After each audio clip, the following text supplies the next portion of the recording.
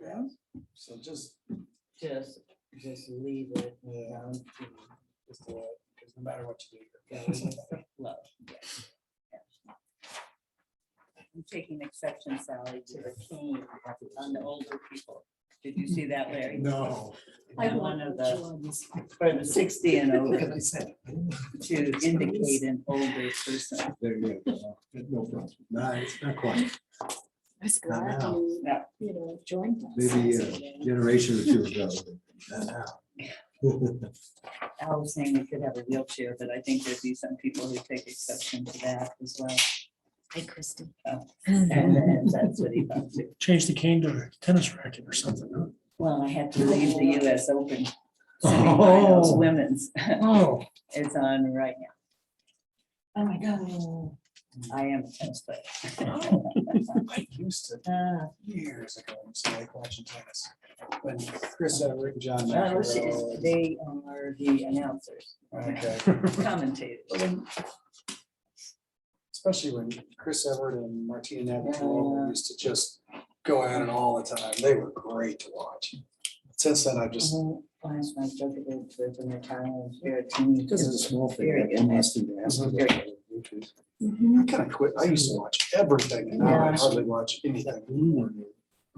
I enjoy watching it. Yeah, Pardon it's me, like was my my- commercial. We're gonna Okay. get readings and just- Yeah. just so lame, doesn't. It crossed my mind. Did you record it? Industrial I don't is have commercial. commercial. That's what you should have, a recording. I don't know of the where TV, John no, is. So where no do you get your recording. TV from? Oh.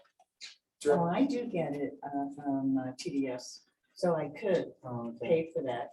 But I Maybe don't. we'll get So I started. cut I the do cord Roku, I do without Roku him. though. like a year and a half Uh-huh. ago. And I'm paying half, no, I had DirecTV, but I just have the basic stuff with DirecTV. I'm paying half what I used to pay. And it's way better. And I have Hulu Plus. Yeah, Hulu Plus. Yep. So I get local, it costs me $63 a month. And I get more than I got with DirecTV for half.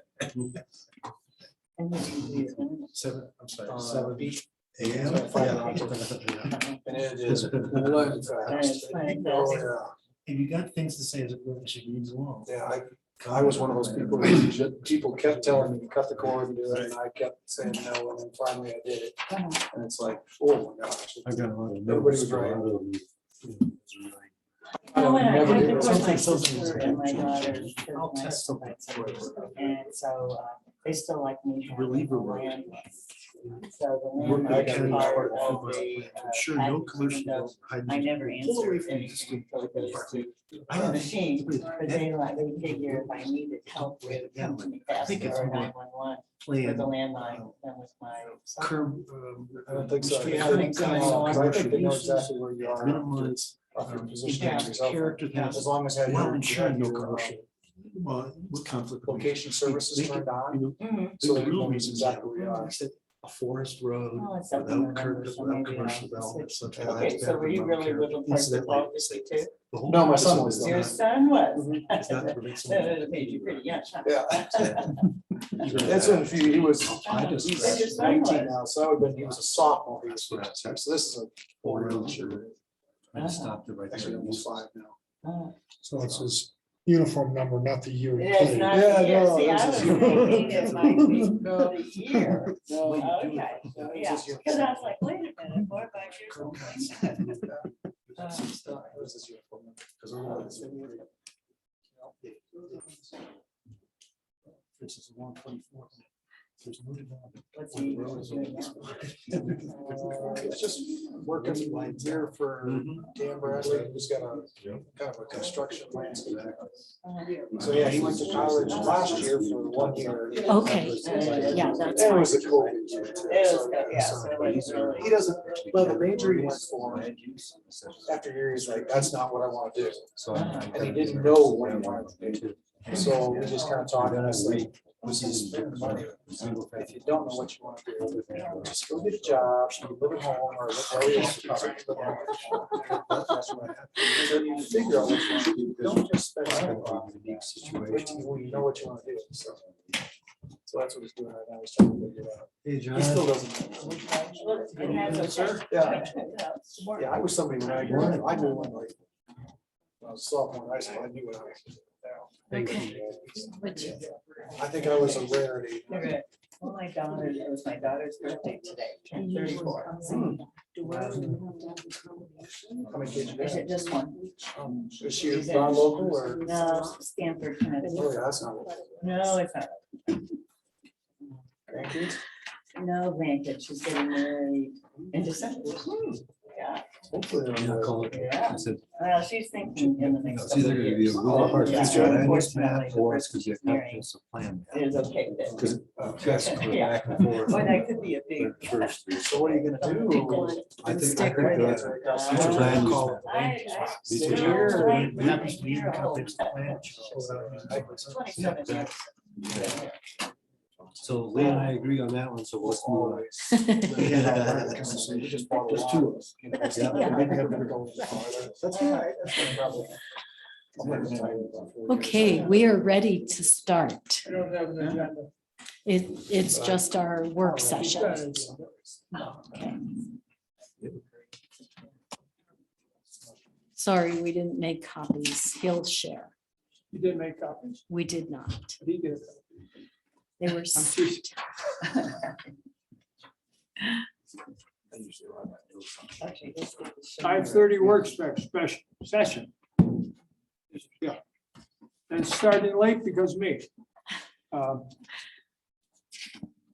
First thing that we have on the roll call. We need a roll call. We need a roll call. Christie will be taking notes on our work this evening. How many people do we have out there? We have 4 people as panelists, and then we have 4 attendees, which include Mark Weaver, Mel Riley, Norma Engelberg, and Steve Starr. Very good.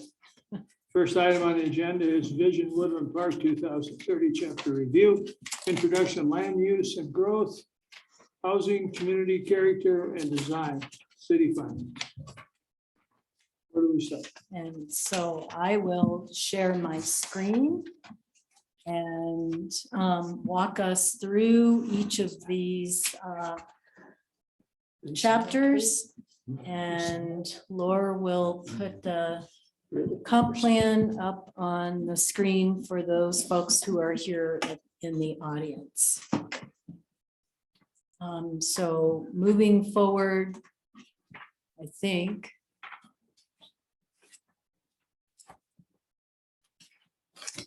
Laura, can you see my?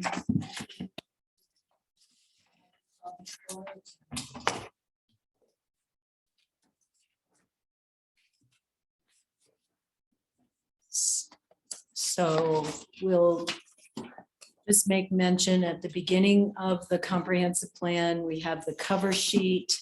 And then right after the cover sheet, there will be a joint resolution. There we go. And that will be our standard resolution that will come before the Planning Commission on October 14th and for adoption. And I will be sending that out to all of you at the very beginning of October. And then it will go to City Council 2 weeks later at their meeting on October 21st for endorsement. So the Planning Commission approves and the City Council endorses. After public hearings at both bodies? They will be resolutions for public hearings. Okay, Yes. I've got a change in the cover sheet, actually. Well, okay. And what I said, propose that it be titled Envision Woodland Park 2030 Comprehensive Plan Update. When you look at the cover, it doesn't say comprehensive plan there at all. Okay. Or just comprehensive plan. Each one is a new one. It could be. yes. Rather than the update. It's referred to as an update several times in the text.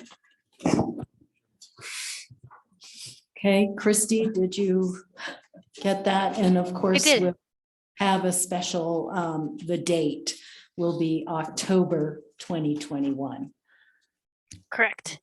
will be the final. So joint resolution is coming forward. And then we have a list of acknowledgements of all the folks who worked on the comprehensive plan. And let me zoom in a little bit more on this, so you can see a little bit better. So we have all of our volunteers who worked on it, including council members, planning commission members, and staff. And then the contents will also be updated once we get to a final document. And just as far as the process, this is our last night to review all the segments. And then Logan Simpson next week is going to integrate all of the comments that we've had during our last 4 work sessions. And then after next week, on September 20th, Logan Simpson will be delivering the final draft. We will send that out to all of you for you to take one last look. And I also have Charlie Schrader is going to volunteer to do the edits for me. He is a former professor and always reviewed dissertations and graduate work. So Charlie will be a big help to put a good set of eyes on it in the end. So moving into the introduction. This first page has the overall vision statement for the city, which was created about 2 years ago with the strategic plan that was done with the community and with the city council, and as well as this mission. So Typo. yes, we got that, the E right here on economy. So we'll fix that. Then there will be an executive summary, and Logan Simpson has drafted this executive summary. I will send it out to all of you. That pretty much summarizes the bullet points of priorities for each of the chapters. So I'll get that sent out to you soon. Sooner, so we can look at, so we can have comments we can send in for Logan Simpson to consider when they're part of their full draft. Okay, I'll get that sent out tomorrow to you. Great, thank you. And then moving into the first segment of the introduction is the regional context with a map. And I would like to add a sentence to this regional context that basically says that as a retail and service center, the geographical large area of Woodland Park offers services including retail goods, banking, healthcare, education, recreation, and entertainment. I think what's really important here is not just that tourism is an economic mainstay of the community, but that we are truly, our roots are in our service sector role in Woodland Park. Always has been for Teller County. When mining first started, Woodland Park was the retail and service center for the area. Also, I've made suggestions on this map. I think it's important that the Air Force Academy in Colorado Springs words are not cut off, and that on these major roads, it shows 2 divide, 2 Deckers, 2 Colorado Springs, or shows Manitou Springs, and 2 Cripple Creek, as well as showing the Pikes Peak top of the peak, since that's such a focal point for us. So just a few tweaks on the map. If you would add Crook Creek, better add Victor too. Cripple Creek and Victor. Yep. Good point. Thank you.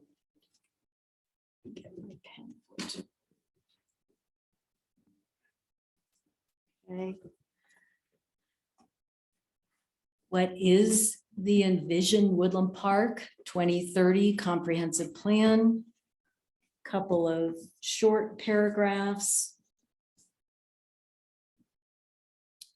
And I have asked Logan Simpson to change the word in the middle of this first paragraph and provide partnerships to say and encourage partnerships to address community challenges. And then ask them to split up the sentence, the last sentence of this first paragraph. So we have 2 sentences, not a run-on sentence. Yeah. So just a couple of tweaks there. Who is the comprehensive plan for?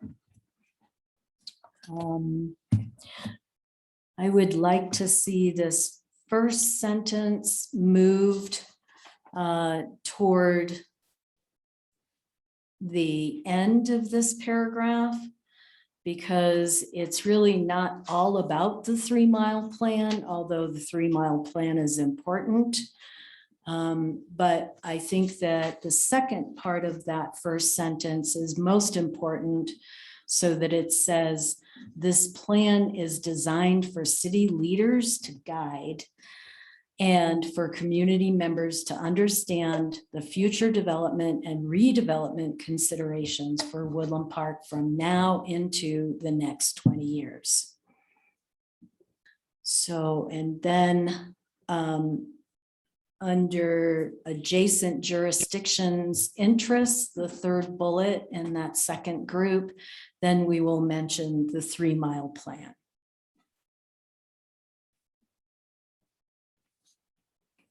So I think that's good.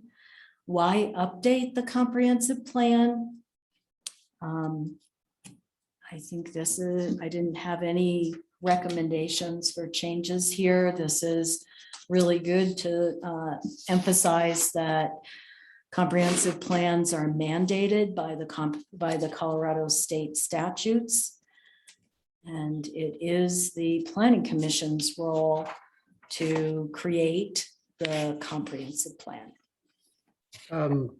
John, this is Rusty Neal. I've actually joined as a panelist. I don't know if you can hear me.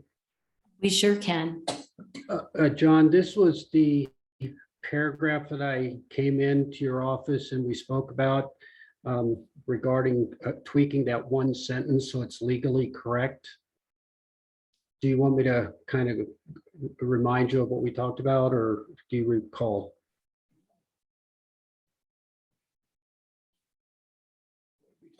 Remind me, I'm old.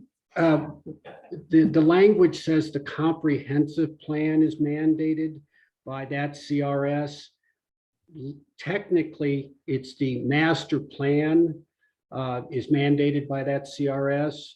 And I was hoping that we could play with the words so we don't lose the comprehensive plan, but we want to tie the actual CRS, which is the master plan. And remember, we talked about which is a major component of the comprehensive plan, some language like that, so it is legally correct. So the state statutes were written many, many years ago, and the terminology of master plan and comprehensive plans are actually interchangeable. So Sally, that, you know, I met with the DOLA gentleman with you and Darren at the time, and that's not exactly correct. It's close. There's a movement to make them interchangeable, but because of no political will, they have not actually changed it. And there is a specific definition for a master plan, which is different from a comprehensive plan. So I want to make sure I feel comfortable endorsing this, but I have had, the legal interpretation from the head guy. You were there with me. The master plan is what CRS 31-23-206 talks to, which is the physical development. Now, obviously, the physical development is the lion's share of a comprehensive plan, but for it to be a sentence saying that it's a comprehensive plan is mandated by something, if anyone does a cross-reference to the CRS, they will see that that is not true. So we can just simply remove comprehensive plan and use the terminology master plan so that it aligns with the state statutes. But I wanted to inform the Planning Commission that really comprehensive plans and master plans are very, very similar, one and the same. It's semantics. And Sally, I agree with what you're saying. I know, and this is for the benefit of the Planning Commission, because Sally, you and I were actually talking to the DOLA gentleman. The intent is to eventually get that to change, so it's not just listed as the master plan. I would love it to be changed, but I don't want to lose the value of the importance of having a comprehensive plan, which is why I was trying to tweak it, saying that, which is a major portion of the comprehensive plan, to give some oomph to it, Sally. I want to keep your language, the comprehensive plan, but I want to tie the actual CRS number to master plan, if there's a way to do that.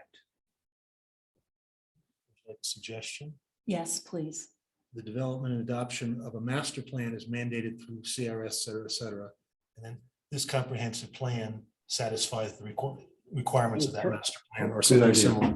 Perfect. Whatever wording, it's better. Isn't it good when a plan comes together? That would be wonderful language. That sounded really good.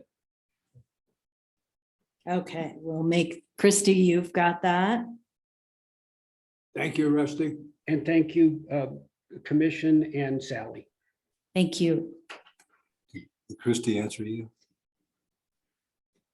I don't know if she's there. I do. Yep. I did get that one. Thank you.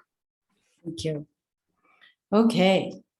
Overview of the planning process is the next segment. Before we get to that segment, Okay. can we consider adding another major section under this section? And that is to add a section dealing with how the comprehensive plan is amended and the addendum process. Because we know that we're going to try to update it every 10 years or so. There may be instances where we need to amend this plan. Let's call for a provision on how that's done. And that could be per the statute as well. There is in the 2010 plan a full page on the amended process, I believe. Yep. Which Sally, do you Okay. recall that? There's a full Yes. page on it, which could be perhaps shortened, but at least something extracted from there. Okay, so the amendment process. Amendment and addendum process. If we wanted to add stuff dealing with socioeconomic information, that would be an addendum. This is the old plan, is that? Yep, The old plan has a page on it. which we yep, could okay. Borrow some. Yep, we can certainly borrow some of that language if that's the Yeah. intent. But like Lee's right, just pare it down a little bit. It's pretty wordy. Yes, it is wordy. Can you please repeat So- that one? Addendum language? It's in the 2010 comp plan, in the beginning, the introduction. And we can just massage that and pare it down. Page 9 of the introduction. Great. Thank you. Okay, that's a good spot to put it as well. So then overview of the planning process. This paragraph, we will put the dates of October 14th and October 21st in there. And I did suggest to Logan Simpson a couple of minor tweaks to break up the long sentences, mainly.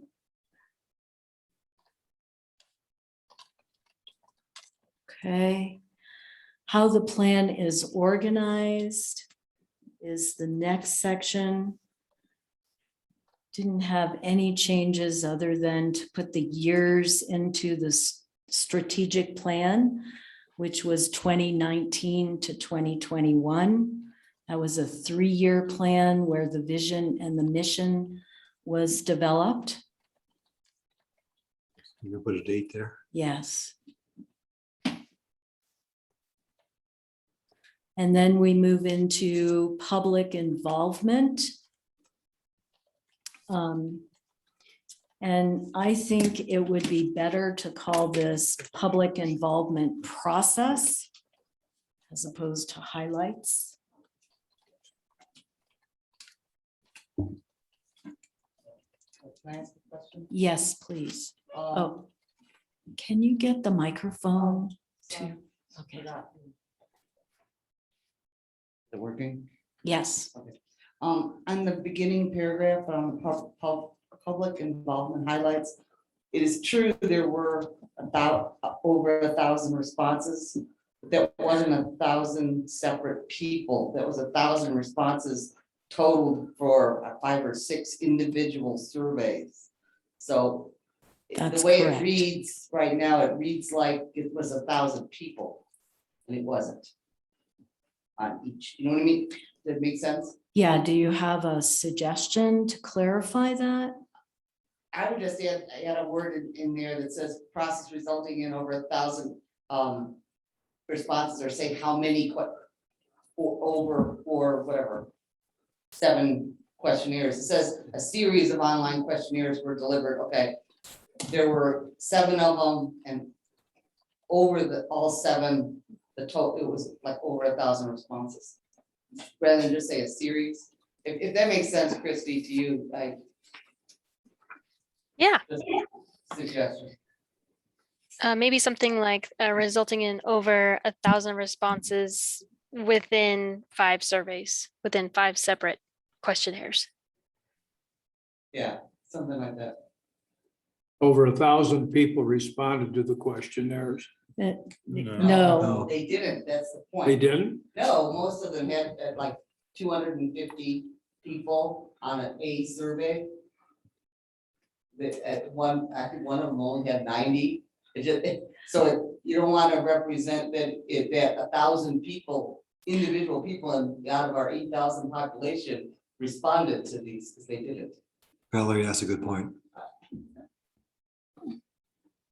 Well, I don't know the best way to work, but I think, Christy, I think you understand where I'm going, right? I do. Whatever happens, everybody will interpret it differently. Well, but it's at least you can attempt to make it a little Yeah. clearer. How many people total did respond to those questionnaires? Do you know, Christy? Because we did not ask for their name to make it easier to get a higher response rate, we could see identification numbers, but we are not able to know how many separate individuals filled it out. The So highest is one it- was the first one, and there were 350 or so to the first survey. And then, yeah, like was mentioned earlier, there was 200 or so in the other 4. So my 30 responses to the first questionnaire will come through as 30 responses. I'm just kidding. We did check to make sure there wasn't too many Duplicates? duplicates. Okay, I was only kidding.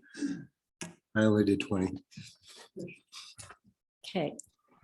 Okay. And then Could we we- are going to add a section in this area that talks about more specifically about the subcommittees and the regional representation and city representation. That was something that DOLA wanted to highlight.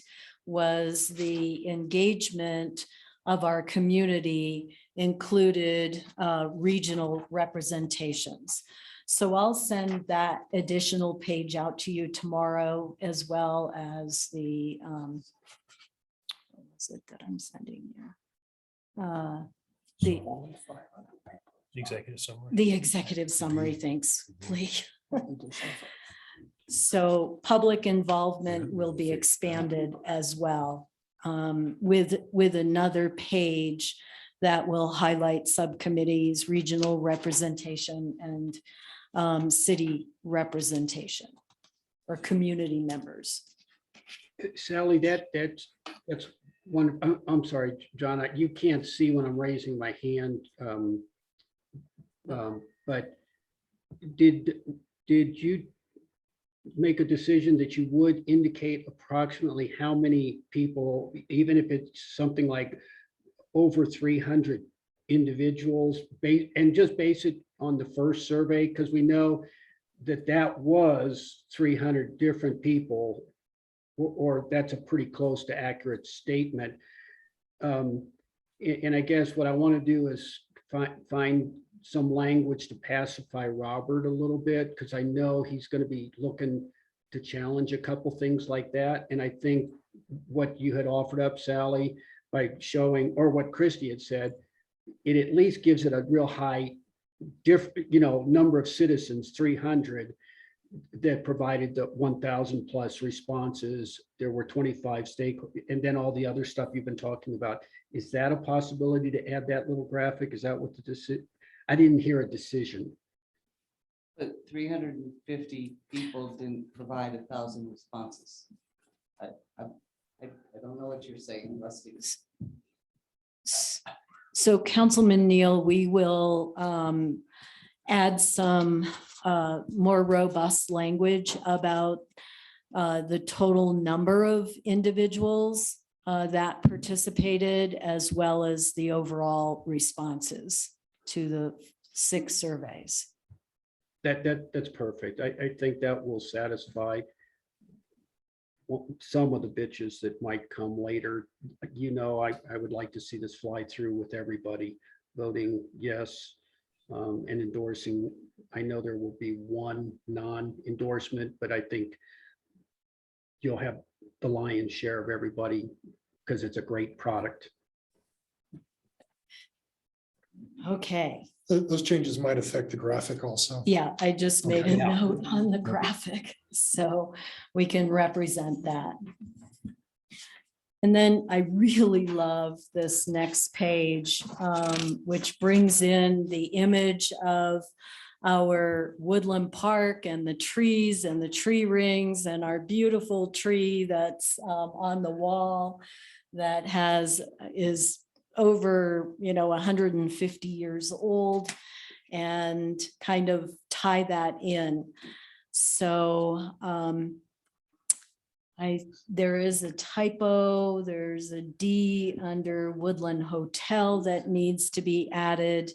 And then I'm also suggesting to Logan Simpson that between 1979, let's see, where is that? Yeah, when the first stoplight in Woodland Park was put in, that we have nothing in there about the 1980s. And there was a huge growth spurt in the 1980s in Woodland Park. And the first growth management plan was actually drafted in 1983. So I think that would be a nice addition to that decade that is missing in this list. I've got several other plans that I've identified through the history that I would suggest that we add to. Okay. And I believe the first City of Woodland Park Master Plan and Zoning Code went into effect in 1969. Correct. That's not mentioned. Okay. And the mayor that passed away just recently was one of the ones that pushed that. Mr. We Kenny. couldn't get any lending without the zoning. In 1984, You mentioned the master plan and zoning. In 1990, City of Woodland Park approved the plan commissions and city council, as well as the county planning commission and the county board of county commissioners approved the 1990 Teller County Growth Management Plan, which included Woodland Park. And I think I saw Mel's name up there somewhere. Maybe he's gone already, No. but he was the chairman of the planning commission at the time that went into effect. Okay, we can certainly add those important Okay, items. I'm not done yet. Okay, The text talking about downtown talks about the 1991 downtown redevelopment plan. So I think we need to reference that plan in this as well, because it does play a very important role in that particular section. okay, In 1993, the US Highway 24 corridor selection plan was put together. And that was one of my last projects when I was the director of planning. And that's where we got the corridor D alternative, which again plays a very important role in this particular plan. And that's when that was first identified of where that Highway 24 might be placed. And the last one is the 2019 Community Place Making Plan. Again, that's referenced, and again, it's referenced in a very important part of our design and community character. And that played a very important role in some of the provisions in the plan.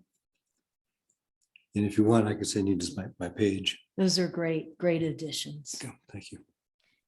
Please do send that page. Okay. Thank you. Okay. So that ends this chapter with the paragraph or the exhibit that I really like as well, talking about the 3 primary areas that all 13 chapters fall into: the built environment, the socioeconomic environment, and the natural environment. And I think I love this exhibit that really highlights these primary areas. I agree with you, Sally, but I think this exhibit needs a title. Oh, And I would suggest it's the Woodland Park Comprehensive Plan Components. good.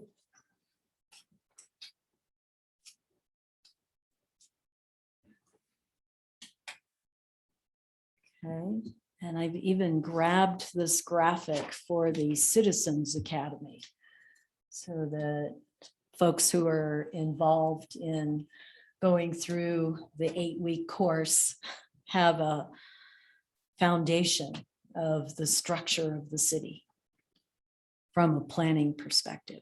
Plus the structure of the comprehensive plan. Yes, yes. Okay, so that gets us through the introduction. Those are great additions. One slight typo at the end of the social economic environment, Oh, yes, each other needs a space. it does. Yep, we caught that. Okay, moving to land use and growth.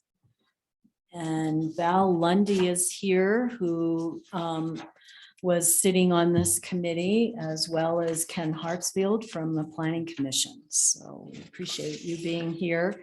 And their vision is ensuring the city provides sustainable and managed growth that supports healthy places to live, work, play, and learn. And moving into the background. Sally, can I interrupt you right now for my commercial? Mhm. Okay, Valerie? Thank you. From the planning commission and the development of the comprehensive plan, we're at a very critical stage. And the work that your subcommittee did on this particular section is outstanding. And we appreciate so much all the work and hard work that you prepared to get to this point. And when the process that we use using the 2010 plan, we got rid of all that stuff that really didn't matter anymore, or was already done, or it could be shortened, or it could be more concise. And your committee did a very good job in your section of doing that. So I wanted to tell you on behalf of the commission, thank you. Thanks. You're welcome. We were kind of anal about wanting to make sense. Not interfere with other sections, so. That's it for now, Sally. Okay. I got some more commercial coming up. So the lead-in paragraph, I don't have any changes on that. As far as the population trends and the table, we did just receive the 2020 census numbers. They actually, Christy, I think these are very close to those newly published, just modify the table to reflect 2020 census instead of 2019. Yeah, and that's important to cite the census. Yes. And then under population and growth, I had a few tweaks. Where it talks about these criteria help identify projects. It's actually multifamily TAP allocation criteria. So we will clarify that and say that the city staff and council have developed multifamily TAP criteria, water tap criteria, that help ensure new water taps are appropriately distributed. Sally, in the wastewater and water section, it does talk about the usage of all uses. Where are you? In this first paragraph, right, city staff and city council have developed criteria. Actually, the criteria are only associated with the multifamily allocation of taps.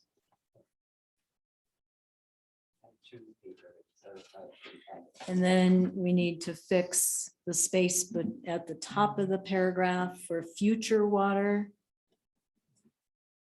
And then change the population references from 2019 to 2020. And yeah, interesting that we've increased by roughly 700 people over the last decade. That's quite a bit. That is quite a bit. And it's just going to continue to grow. Yes. But we do have the TAP management plan, growth management in place. So that's helpful. Sure. And then for chart number 1, again, we would like to see 2020. This is fairly interesting that we're seeing a reduction in population with the middle ages, 45 to 54, growing in the seniors. And that's the boomers and the wave here. And Ellen did point out that she would like for the 60 to 64 image to be a little bit more Beyond fit. And we talked with Logan Simpson and we thought walking a dog would be kind of a fun image. On behalf of all the 60 some odd year olds, thank you, Ellen. Yeah, really. Yeah. We anticipate this modification. So, and Val, this regional population trends chart was added in. after your group. Okay, so that's the lead into land use and growth. Moving into the goals. There's one major goal and then 5 objectives under that goal. And the first goal is about new development. And then there are 6 action items supporting new development, which is continuing to implement the TAP management plan, maintaining our land use and vacant lot inventory. This is our projections for build out. Ensuring that the new development fits the intent of the comprehensive plan map and the comp plan. But I would suggest there at the end of that sentence, we add the comprehensive plan goals, objectives, and actions.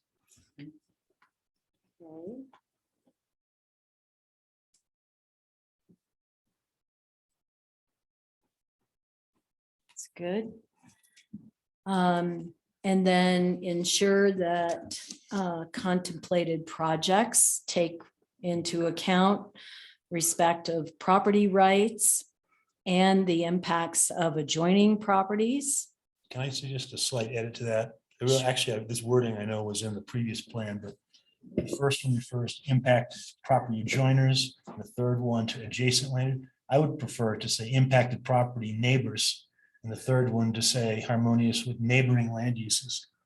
Because it's not necessarily just the guy immediately next door. He could be kitty corner across the street or something else.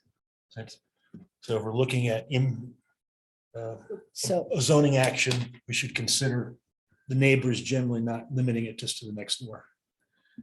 so harmonious with, I missed that one. That's 1.1.5, the first dot. Yes, Change the word adjoiners to neighbors. got that. And the third dot with adjacent land uses, let's say with neighboring land uses How about vicinity? or land uses in the vicinity or something. Sure. I like that. Vicinity is good because it broadens it.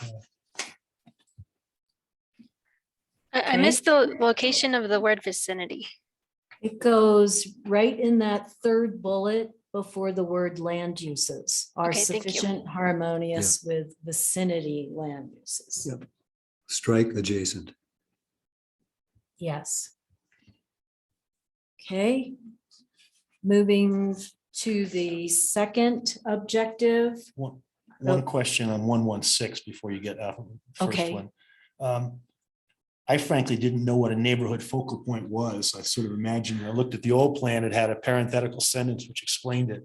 I'll tell you, is that useful to put in there, or is it obvious to everyone what a focal point is? We can do an IE, for example.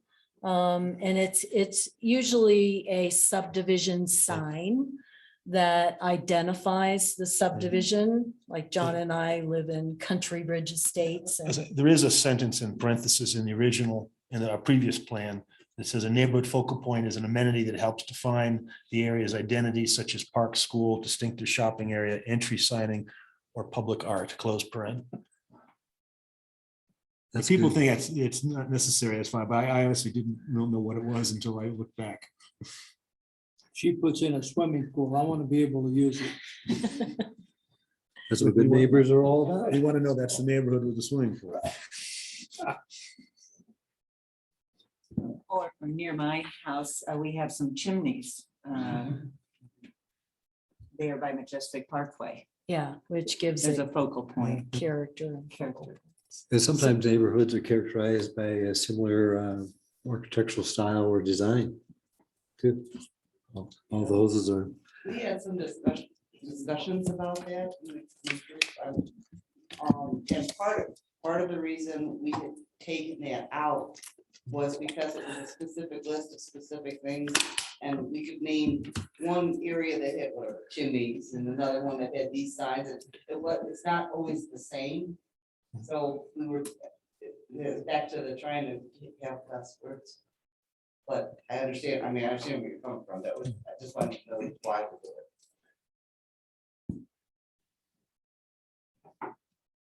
I think it might help to just put in parentheses, i.e., or for example, e.g., e.g.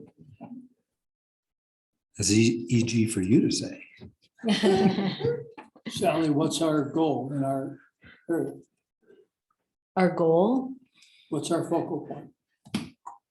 Where you and I live. it depends upon each subdivision, but Country Ridge Estates does Yeah. have a entry sign at a minimum.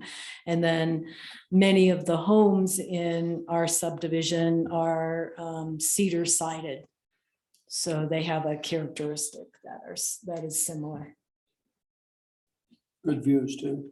Yeah, and some of them are covenants, in some cases define the architecture, because like where I am, you have to have X number of roof changes, and I mean, and you can only have natural colors on your house. I mean, there's stuff like that too.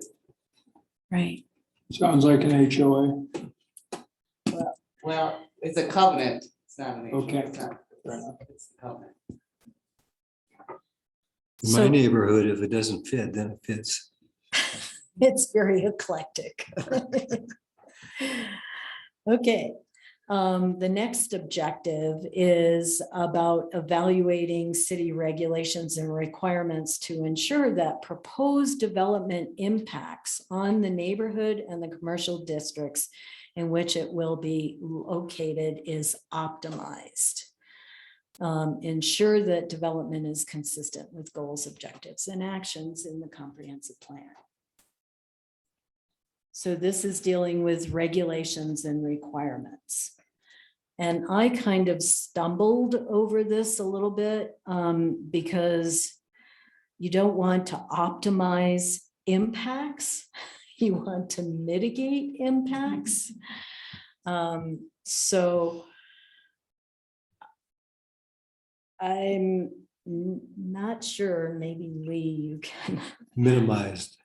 I almost thought take the word impact out altogether.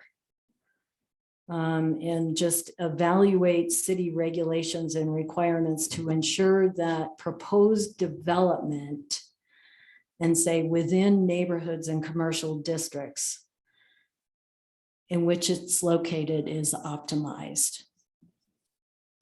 But then you're optimizing the regulations and the requirements. That takes away the ambiguity, the problems you're saying, optimizing impacts. But if what you really want to do is minimize them, then just that suggestion is good. To just No, but if the proposed development optimizes, Oh, the impacts would be minimized, but the development is not. That takes me in the direction this is where I read it, but okay.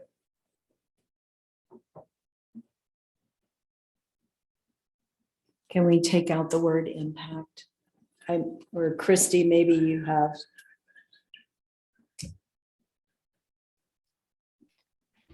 Does it still work if it says in which it will be located is minimized? I think that may be what Val was saying. And I think that might work. So that we're minimizing the impacts of the regulations and the requirements. Well, it's, or negative impacts. Oh, I see. Not all impacts. Some impacts are good impacts. Yeah. It's true. So actually, that probably is the least confusing if you take your line, negative impacts are minimized. Yeah. The proposed development's negative impacts are minimized. Yes. Okay, that helps. That helps a lot.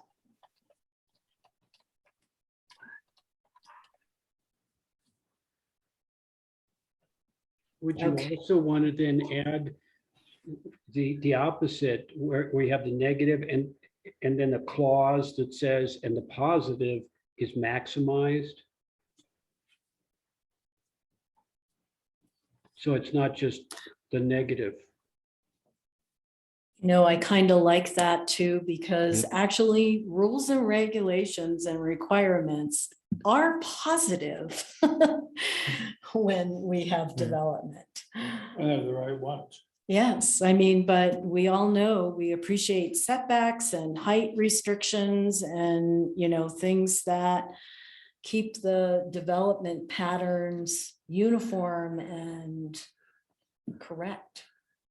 I like Rusty's comment. I think Sally, you and Christie can have the gist of where we're all coming from on that one. You can just go ahead and be both positive and negative, enhance or minimize. Yeah, so if you just do that, that's what you- And if you're actually looking to minimize the number of words, what you have right now, the word optimized, you could just put a parentheses and say something like both positive and negative, because you're optimizing something. Not necessarily. As an engineer, he's right what he means, but it's confusing to the non-engineers. Yeah. He's absolutely right. I'm an We engineer. haven't stated what we're optimizing on, but we are optimizing something. Okay, I think we've got it, right, Christie? We can reflect it so that we're minimizing negative impacts and optimizing the positive ones for regulations. One of the difficulties is that, like, when you go in a new neighborhood, you're trying to find a home or something like that, it's your perception. The buyer's perception. Is this someplace I can fit into? How they determine that is another issue. And what our job is to do is to keep that into a very positive route, even though they're a little bit different size of houses and all that stuff. That people want to go live there. They're not going out. And I don't know how the hell we do that. Well, I think what's nice is to try to provide a diversity of neighborhoods.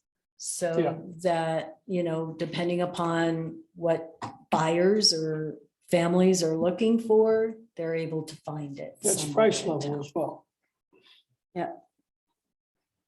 Okay, so 1.2.1 is reviewing and revising the zoning code and specific land use categories. And we're doing that with the review of the unified development chapters. And I like all these bullets under here, but I do have a couple of tweaks. The first is to split this first bullet into 2 bullets, because the first part deals with mixed use buildings such as live work units. And then the second part is the accessory dwelling units. So and I would make that a second bullet that encourages accessory dwelling units such as mother-in-law suites. And then I would remove create opportunities for mixed use in individual buildings, because we already talked about that in the first bullet. So just Okay. What number are you on? the first action. Page 121. 16. Oh, that one. Yeah, So I had another item, and this is actually from the 2010 plan, a bullet that was there, then got removed. This might have some different reaction from folks, but I thought it was important to leave in, ensure that contemplating zoning actions take into account neighborhood covenants and neighborhood architectural committee design guidelines.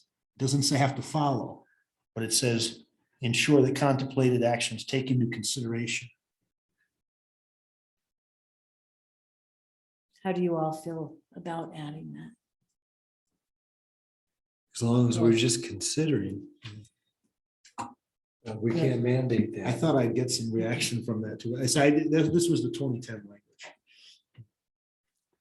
language. And that was something that John Skank felt very strongly about, because he lived in a covenant community. And so he wanted to ensure that at least they are aware. It's the idea, if you're in a neighborhood with a 30-foot height limit on your house, and the city comes in and says, well, you make it 35 feet in the zoning, it just just creates an Are we opportunity. gonna tailor each of the zoning districts No, to not- the subdivisions? not Because necessarily. the subdivisions are self-enforcing. The city doesn't. Yeah. The city doesn't regulate the HOAs or the covenants. And so it's up to those subdivisions to be proactive on their own. I'm gonna throw something out there, because I think we had this conversation, and I think one of the things, if the city doesn't review the covenants before they grant something, then you can have something built that doesn't fit the covenants, and none of the neighbors knew what the plan was. No, you know what I mean, it wasn't. And it's not the role or the authority of the city to review based on covenants. I understand that. I think it's a whole separate thing, but I mean, I think that there should be some notification given to people that live in that neighborhood if they're, that they should look at it. What we do is we inform the applicant that there are covenants in your subdivision, and here are the people that you need to contact. Okay. So the burden or the impetus is on the property owner, not the regulators looking at covenants. Right. Yeah, And the burden's also on the realtor to give them a copy of it before they close. right. They don't. Always do. They don't. And Valerie, I've worked for communities where the city attorney would say, don't even talk about covenants. What you could do is say, there may be covenants, you ought to explore them, but don't even give the impression that the city could enforce covenants. No. We didn't Right. just step No, away. I understand that. I'm just, that was part of the whole discussion that we had in the committee, which was why the bullet had gotten taken out, was because we'd had that whole discussion. But I don't see a problem with putting something in that at least says they exist, or I don't know how you do that. Yeah, one of the reasons it came to mind, because I know the Board of Adjustment has, I think, has adopted a policy saying they wish to know what covenants there are when they're taking action. And this isn't necessarily creating zones, but zoning actions include Board of Adjustment action. They're interested in seeing what the covenants read. They don't have to follow them, but they'd like to know as part of understanding the neighborhood. Yeah, it's really out of their authority to. I'm not exactly sure where you got that information from, because we, at least since I've been on in the last couple of months, we haven't had that discussion. How's that? There's, in the group, we haven't had that. Laura's statement knows. I don't have a mic, but the covenants relate to the community character, which is the criteria for the board's adjustment. for Right. dealing with variance. Exactly. So that's how they draw them together. They don't enforce the covenants, Correct. but they consider them as part of the character. And they get asked if the neighbors know and all that kind of stuff. Yeah, we don't get copies of them though.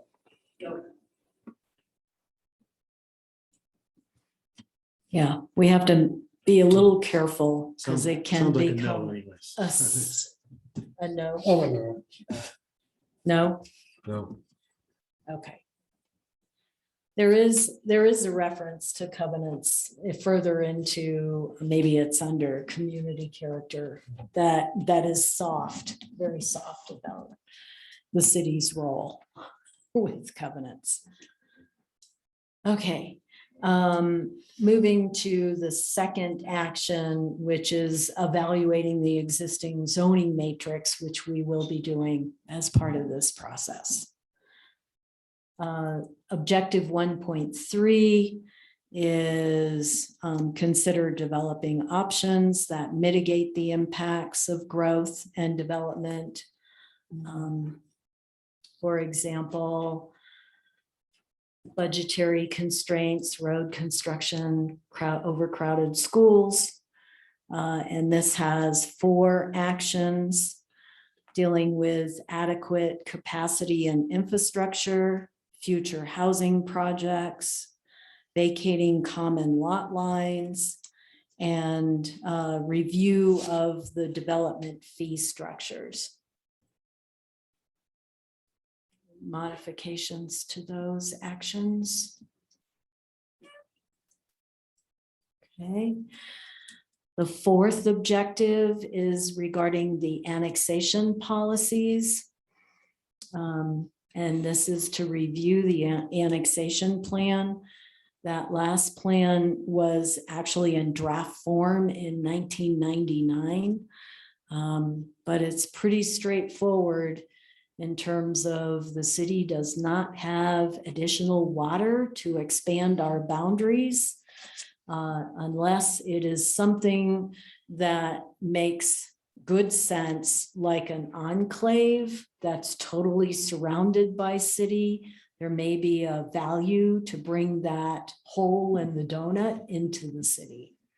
Or it's a commercial project that would benefit the city by being within the city boundaries. For example, we annexed the land that Walmart's on a number of years ago. Maybe that objective ought to be update the city annexation policies to be consistent with this comprehensive plan.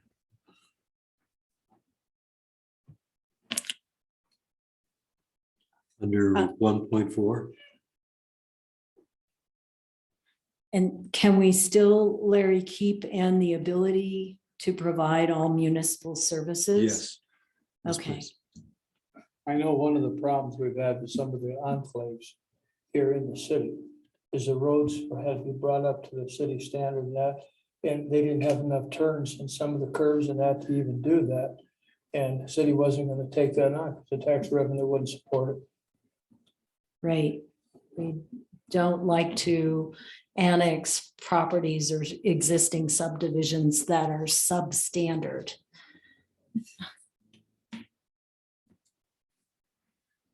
Okay. And then the last objective is work with neighboring counties because both Teller County and El Paso County are within the 3-mile plan. So the first action is establishing intergovernmental agreements. Sally, to back up to the objective, I'm sorry. Mhm. Include Green Mountain Falls, that's within the 3-mile area as well. Neighboring counties and Community of Green Mountain Falls.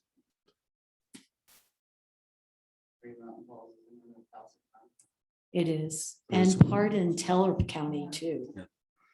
But it's within 3 miles.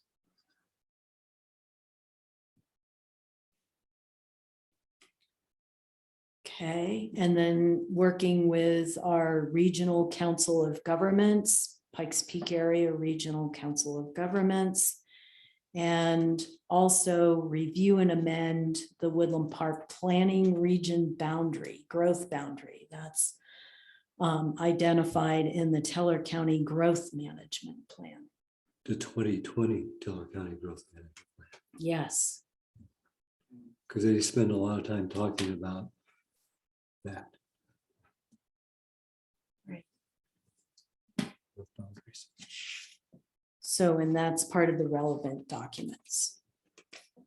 Okay, so the land use and growth group did do a great job of trying to condense this goal and objectives and actions to what is most important.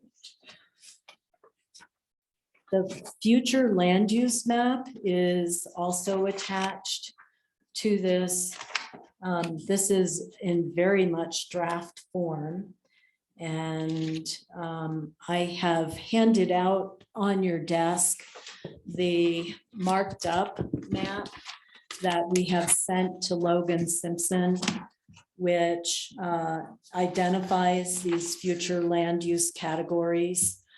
And it's basically the open space, single family, multifamily, a downtown mixed use area, then the straight commercial areas, We're suggesting to remove the industrial commercial because industrial is really falls under commercial.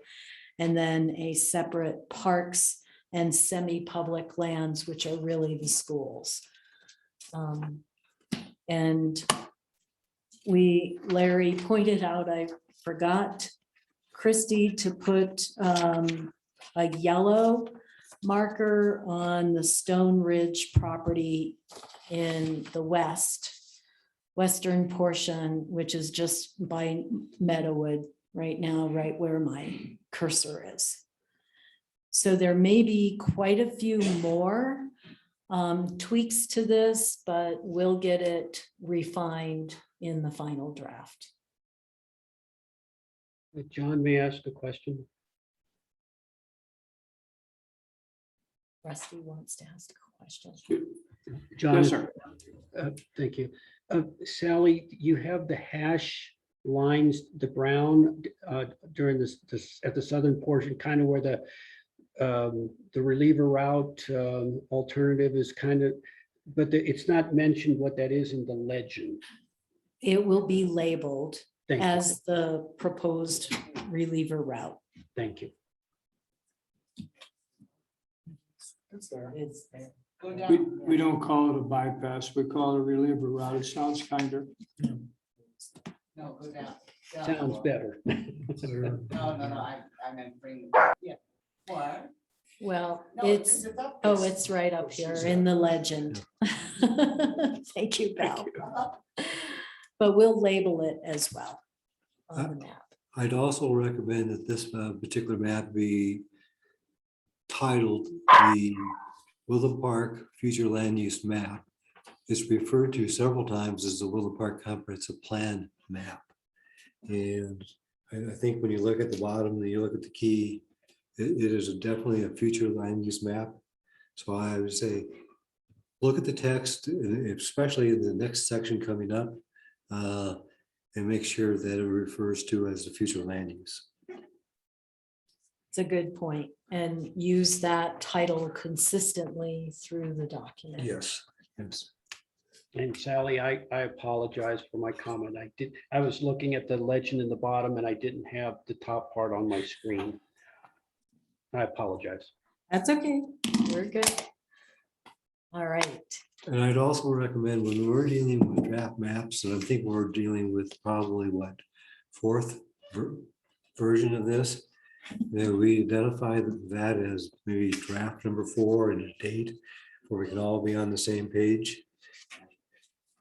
Yeah. That's very helpful. On your map, Sally, you've got Sally's notes 9/9/2021. That's perfect. Yeah. So when we'll add to the legend, the Teller County 2 types or categories, which are rural residential, which is the light yellow. And then for any county property that is zoned commercial, such as the hospital, it will be a pink color. So we'll get this hospital location pink.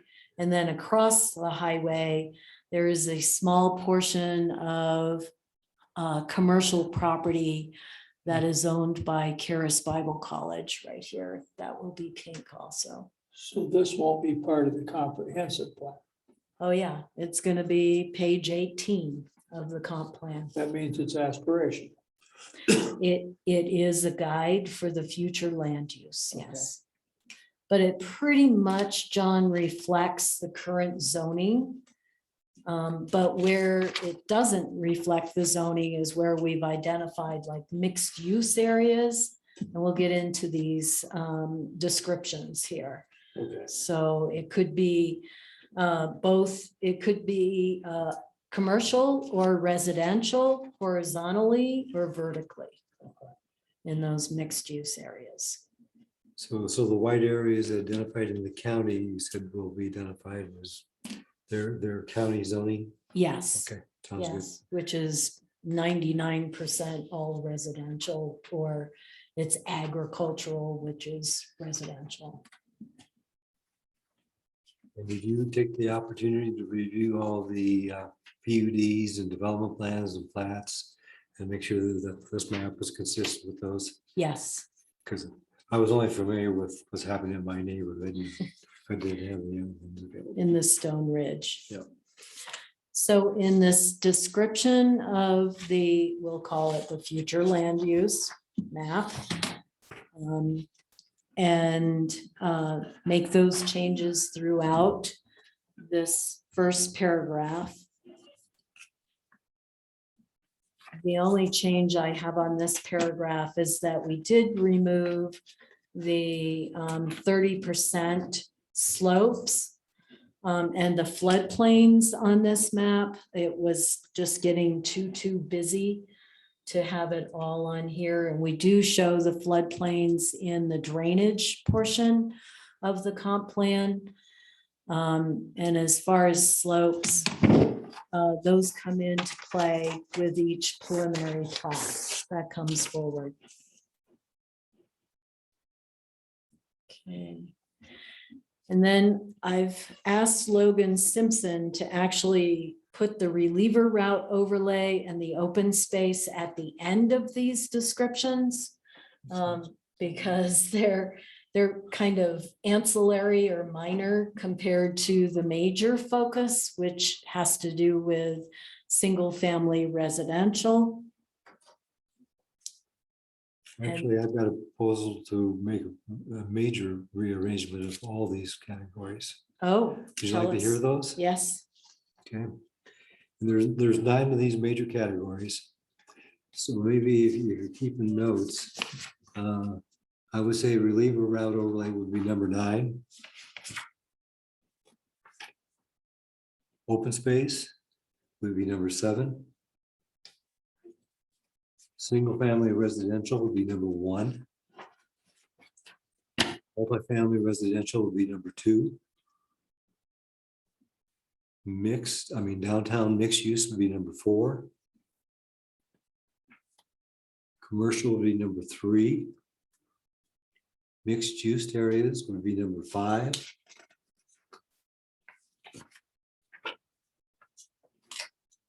Parks and semi-public would be number 6. And unincorporated Teller and El Paso County areas would be number 8.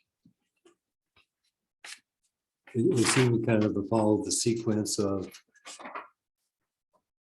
it's so important for us to address our residential areas first, single family, residential, then commercial, downtown, mixed uses, and then other things such as, like you said, the reliever route. So I would just suggest those kind of changes. Yeah, well, not really prioritize, but put them in an order of logical sequence to talk about what's important, residential, commercial, Okay, in that kind of but order. the reliever route will change all of it. Seems good. Well. Yep. Change all of us. I agree. That makes a whole lot of sense. Hopefully we won't change all of it. Larry, do you have some comments further on the reliever route description? I do. Yeah. I've got comments on most of the things. Okay. Okay, Act at either end of it, there will be much retail forum for the people getting on and the people getting off. And we got a plan for that for downtown business forum. What are we gonna make people come downtown for? It's not gonna be for essentials, and these 2 areas will grow and you can't stop it. It's in the comment. we will try our best that the reliever route will be developed in an open space area and not become commercial.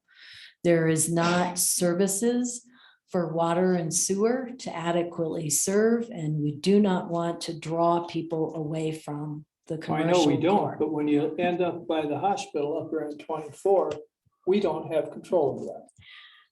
Yes, but the county is very limited in being able to service large commercial because you have to have central sewer and water to do that. But car count will dictate how much money and how big the places will come in there, because car count will be everything.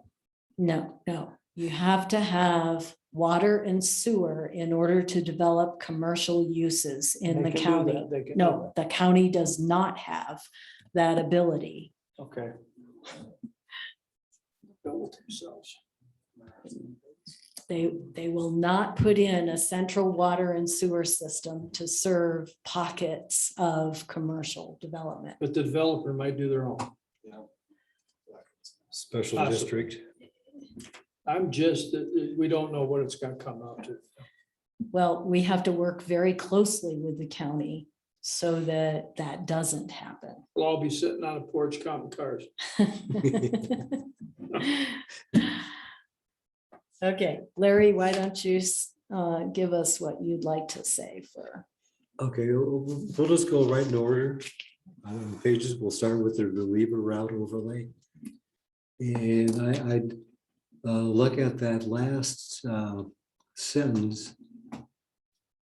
It reads, the city does not have jurisdiction over this area, but the event of a reroute in this area, the city will work with the county as part of the 3-mile plan to ensure no new commercial development and high density uses, and put a period there and remove the portion that says pull revenue away from the existing Woodland Park Main Street. I don't think we need to really further define that any further. okay,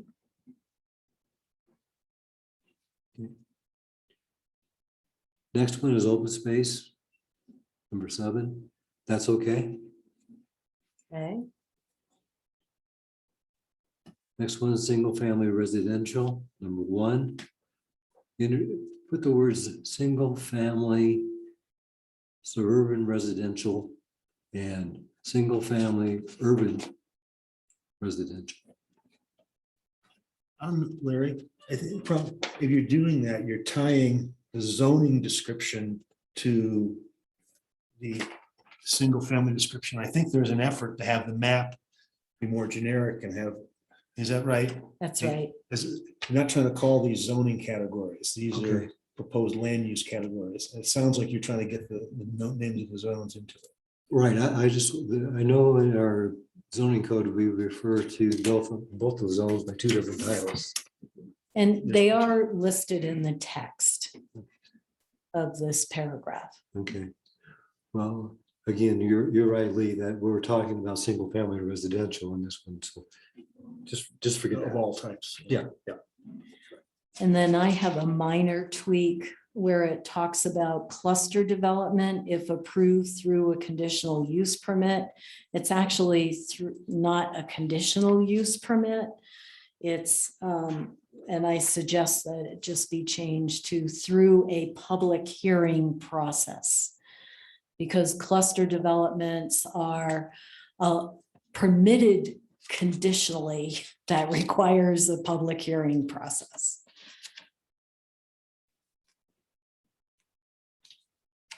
And then my other comment is all the photos in this section, although they're very nice, they're more urban reflective, and we're going to take local photos to represent our single family and multifamily. Yeah, I don't recognize any of these places. No. So we want that recognition. So with multifamily, we'll have photos of Trail Ridge apartments and Valley View apartments and things like that. Larry, moving on to multifamily. Yes, I would suggest that in the first paragraph, right before it says as well as other zoning districts. And I'll put a comma, plan for multifamily residential, and that may be PUD or some of the other zone districts we allow multifamily or commercial districts. We could go ahead and list them instead of saying plan for multifamily, but I think that one would work.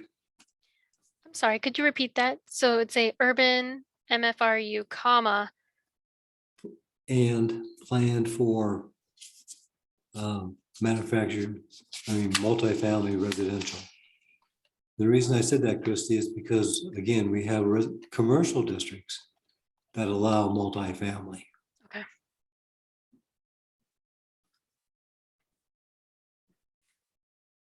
Okay. That support areas for higher density development. Yep. Okay. That works. I had nothing else on that one. Okay. How about downtown mixed use?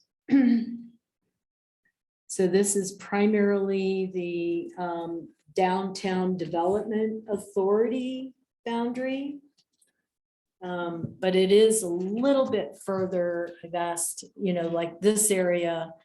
There's commercial on either side of City Hall. That's not included in the DDA district.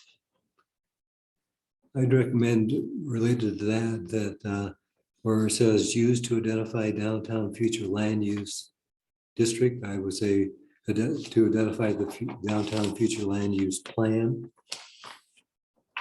designation. And that fits with the land use map.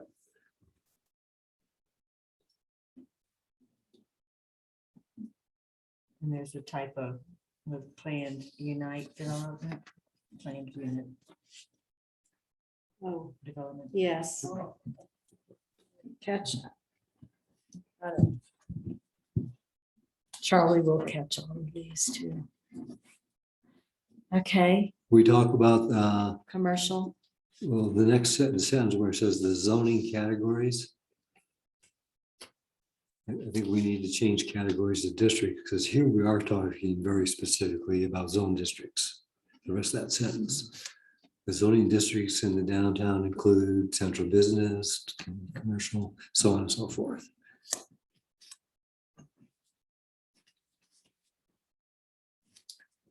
I'm not following you, Larry. Halfway down, Yeah. line that starts redevelopment occur, it says the zoning categories. So where categories should be districts. I got you. Yeah.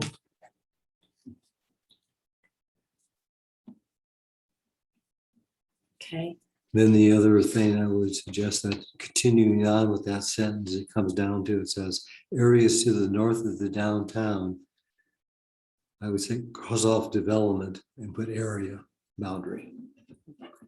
Because I think it's defined somewhere what the downtown area is, which is basically DDA. There it is in the first paragraph. yes. So don't cross off development, add area. Larry, can I ask you a question? What's your first one? The zoning categories going to districts? Yes, Okay, I understand it for a central business district, but it's not a community commercial district. yes, it is. That's a specific zoning district. Okay.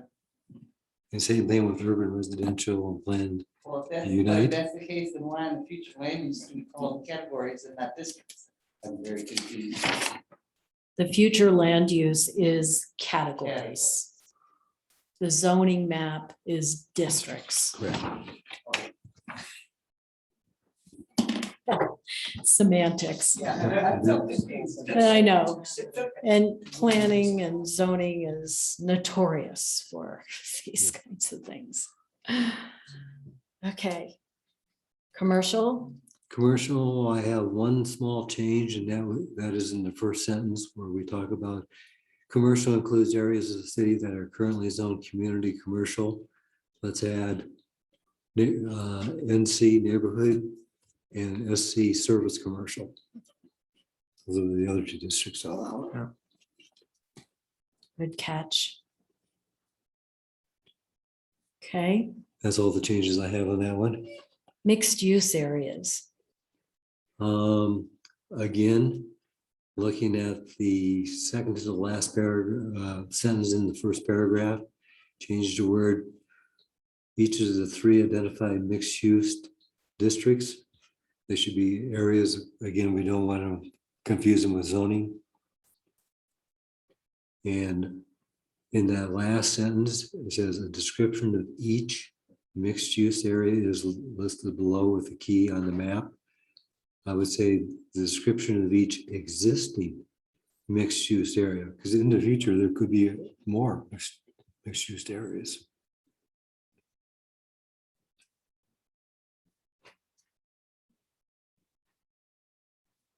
Okay. And that's all I have for mixed use.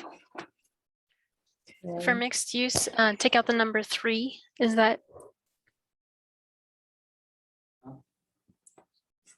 What was just mentioned? That in the first paragraph, next to last sentence, cross off the word districts at the end of that sentence and put Okay. areas. And then after the word each, put existing. Okay. Thank you. Mhm. And Sally, that's all I had for that. Okay, I do have one change under area B. Area B is comprised of the approved Sturman PUD and pending Karis Bible College PUD. So cross off the word pending. It's actually existing. They're both approved. You can delete Yes. approved then. Yeah, You can delete approved. as well as pending. comprised, right, of the Sturman PUD and the Bible College PUD. We do have a Bible College PUD. It's actually called the Sanctuary PUD. Yeah. So we probably should use that, although people don't know it Or put as, paren, Yeah. paren Karis Bible. let's do that. When Let's- was that PUD, that plan approved? It was 2014. Okay, okay.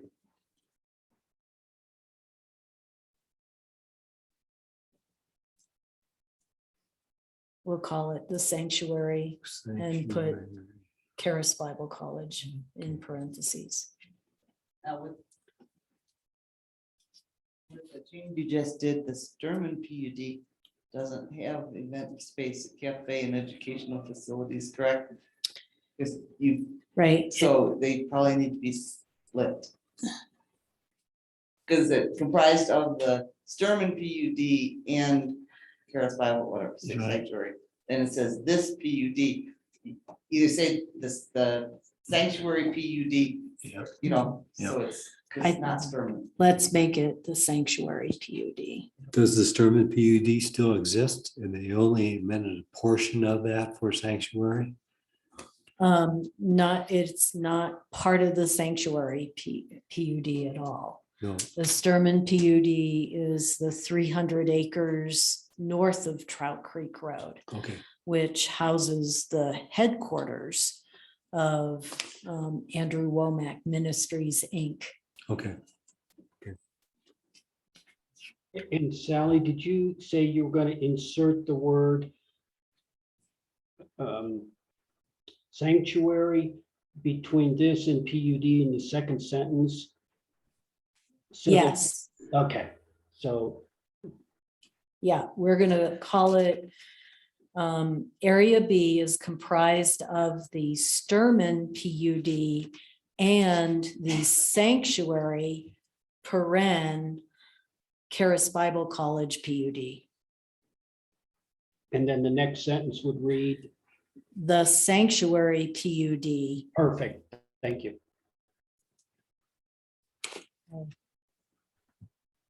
Moving on to next page, which is parks and semi-public lands.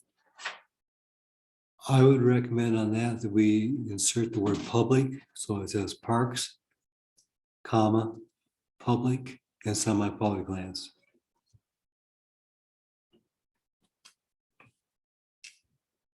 Okay, Not lands, excuse me, cross off lands and put areas, parks, public and semi-public areas. We don't use the word lands anywhere else. okay, And then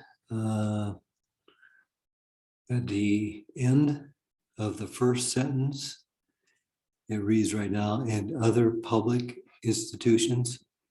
I would suggest we call that and other public and semi-public institutions.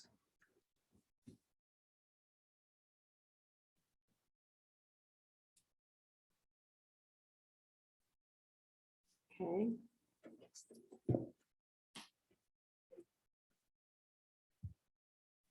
Other changes? No, that's all I have for that one. Okay. Now the unincorporated Teller and El Paso County areas. The last sentence, I believe, probably would fall better over on the 3 mile area, because we're talking about the 3 mile map there. Yes. So I would suggest just adding that to the end of the next page, dealing with 3 mile plan map. And actually, it could replace the last sentence, the 3 mile could be moved back over and swapped into the unincorporated area. Excuse me, that was a mistake. That last sentence should be, when we talked about the annexation plan earlier, that last sentence should be included with that annexation section. So the sentence, due to constrained water resources, the city does not intend to annex any areas that are not currently served by city utilities. Yes, put that under the annexation. When we talk about the annexation plan, In other words, people off of city water can annex land because they're already using it. if they're already using it.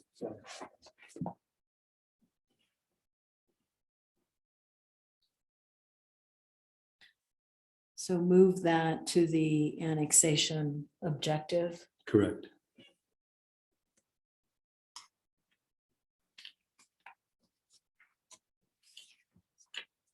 And then again, the last sentence in the unincorporated Teller and El Paso County section. Move that sentence back over to the 3 mile plan.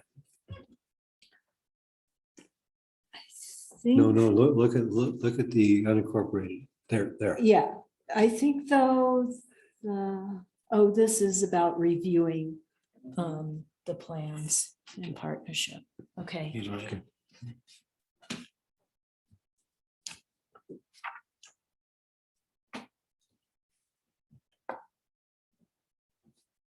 So move that to page 23.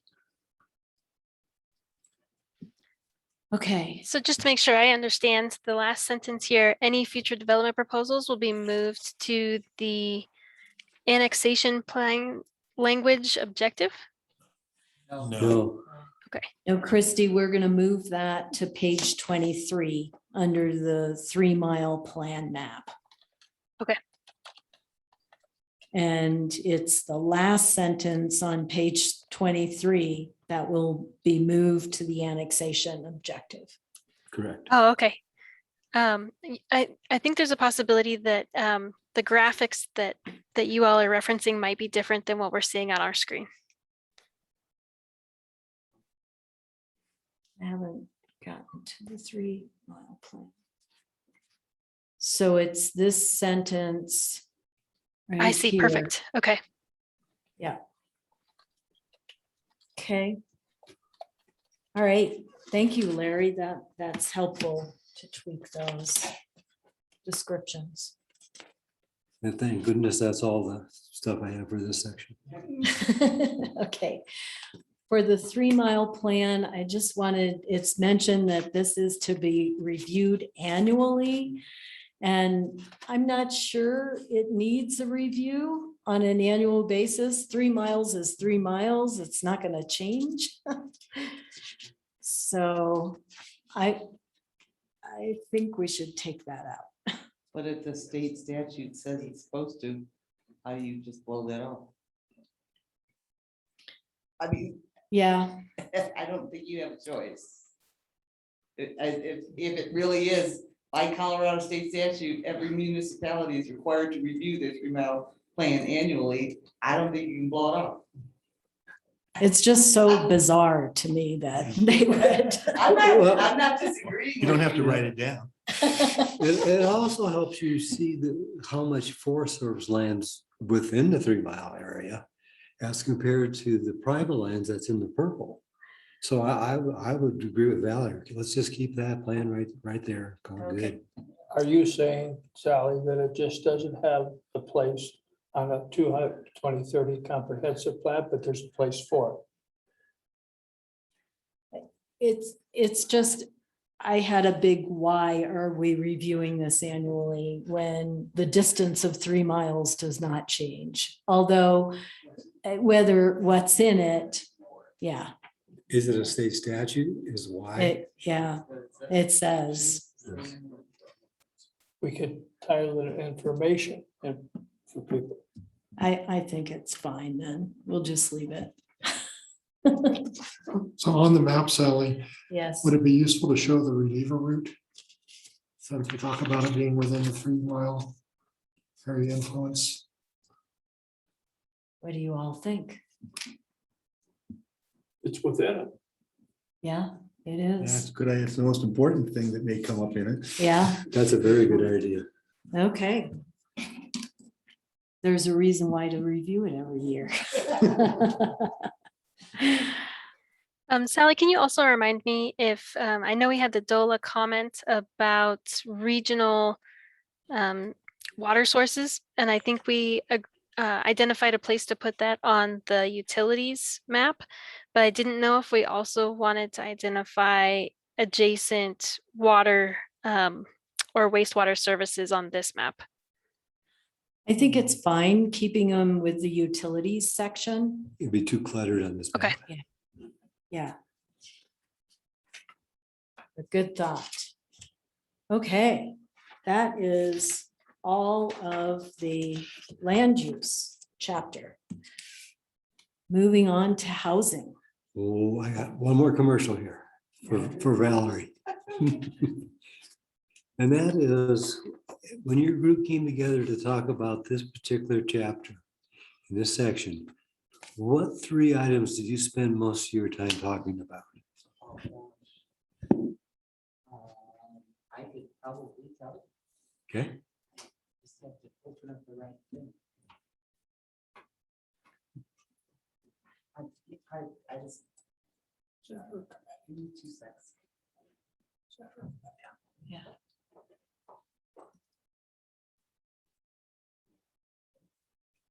Pretty much the. Let's use your Oh, sorry. microphone. Christy I can't turn it hear. off and sorry, I just keep forgetting. Actually, we didn't spend a whole lot of time with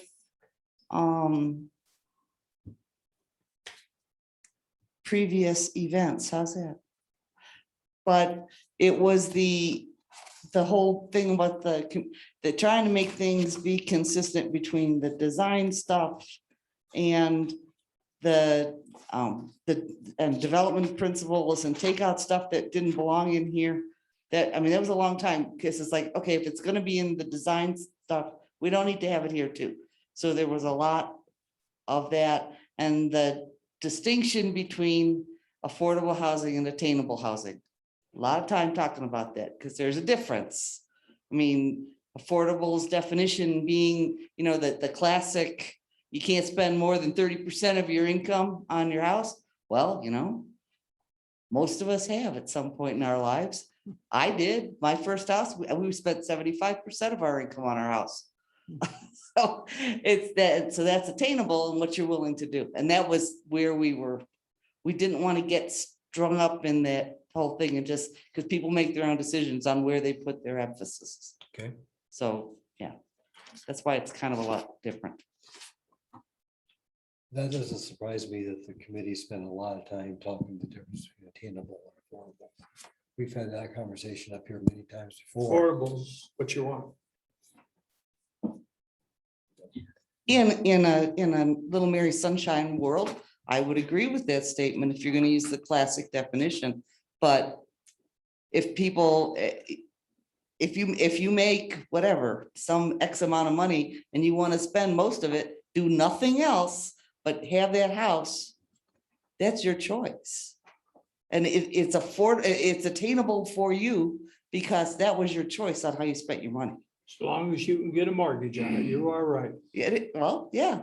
That's what it's all out. And you can, I mean, you know, we had a 14% income interest on a first mortgage, and we had a 19% interest on a second on our first house. So we were paying more for a house that cost $140,000 we were paying almost $2,000 a month. It was probably 1980.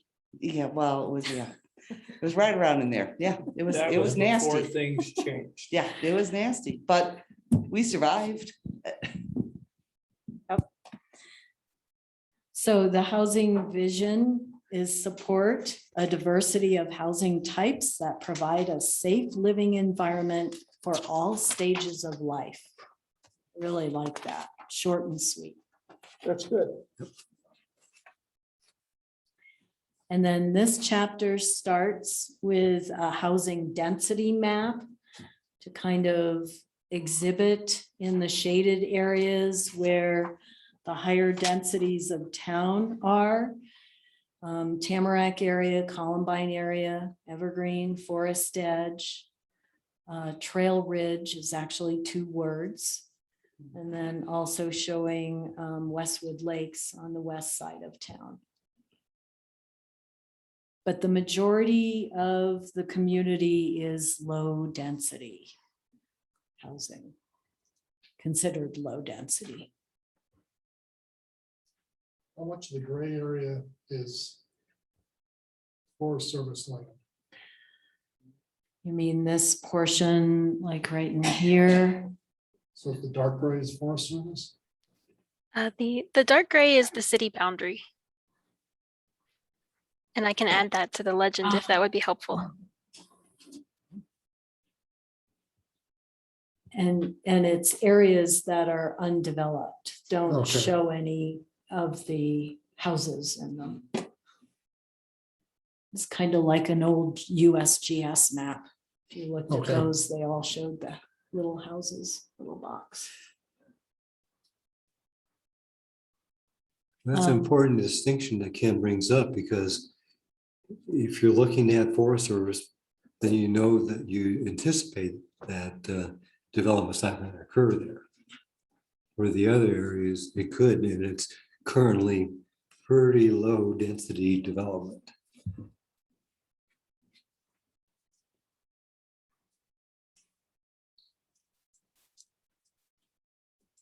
Okay.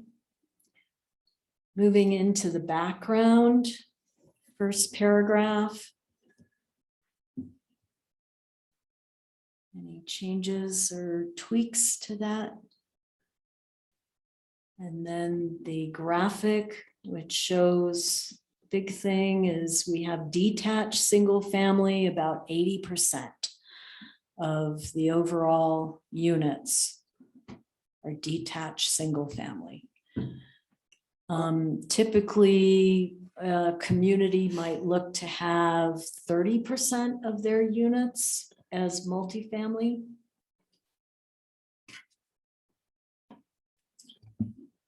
Does this take into account the permanent residents and RV parks? It does not. And Sally, we- could you repeat the question, please? I was wondering if this data represented the permanent residents in RV parks. Now that there's no longer a term limit. This data comes from the census, the annual community survey. So it is sourced in the existing conditions, but we need to add that source here. I would also suggest that this section be retitled Attainable / Affordable Housing. And then add another paragraph at the end talking about affordable. And go back to the Teller County Housing Assessment Study of 2016. And that's a good reference sorts about our community and Teller County in need of affordable housing. And- Actually, the committee did look at the 2016 thing when we did this. So, yeah, we went through that whole thing. And the other thing, and Christy, this is for you, our group had asked that according to the census, that paragraph there at the bottom of the page, that be converted into a table. Because you really don't get the point of it.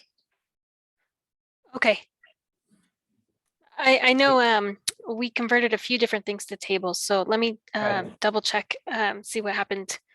Yeah, that was. I the only remember one that wasn't. request. Yeah, that's the only one that wasn't. It makes it easier to visualize.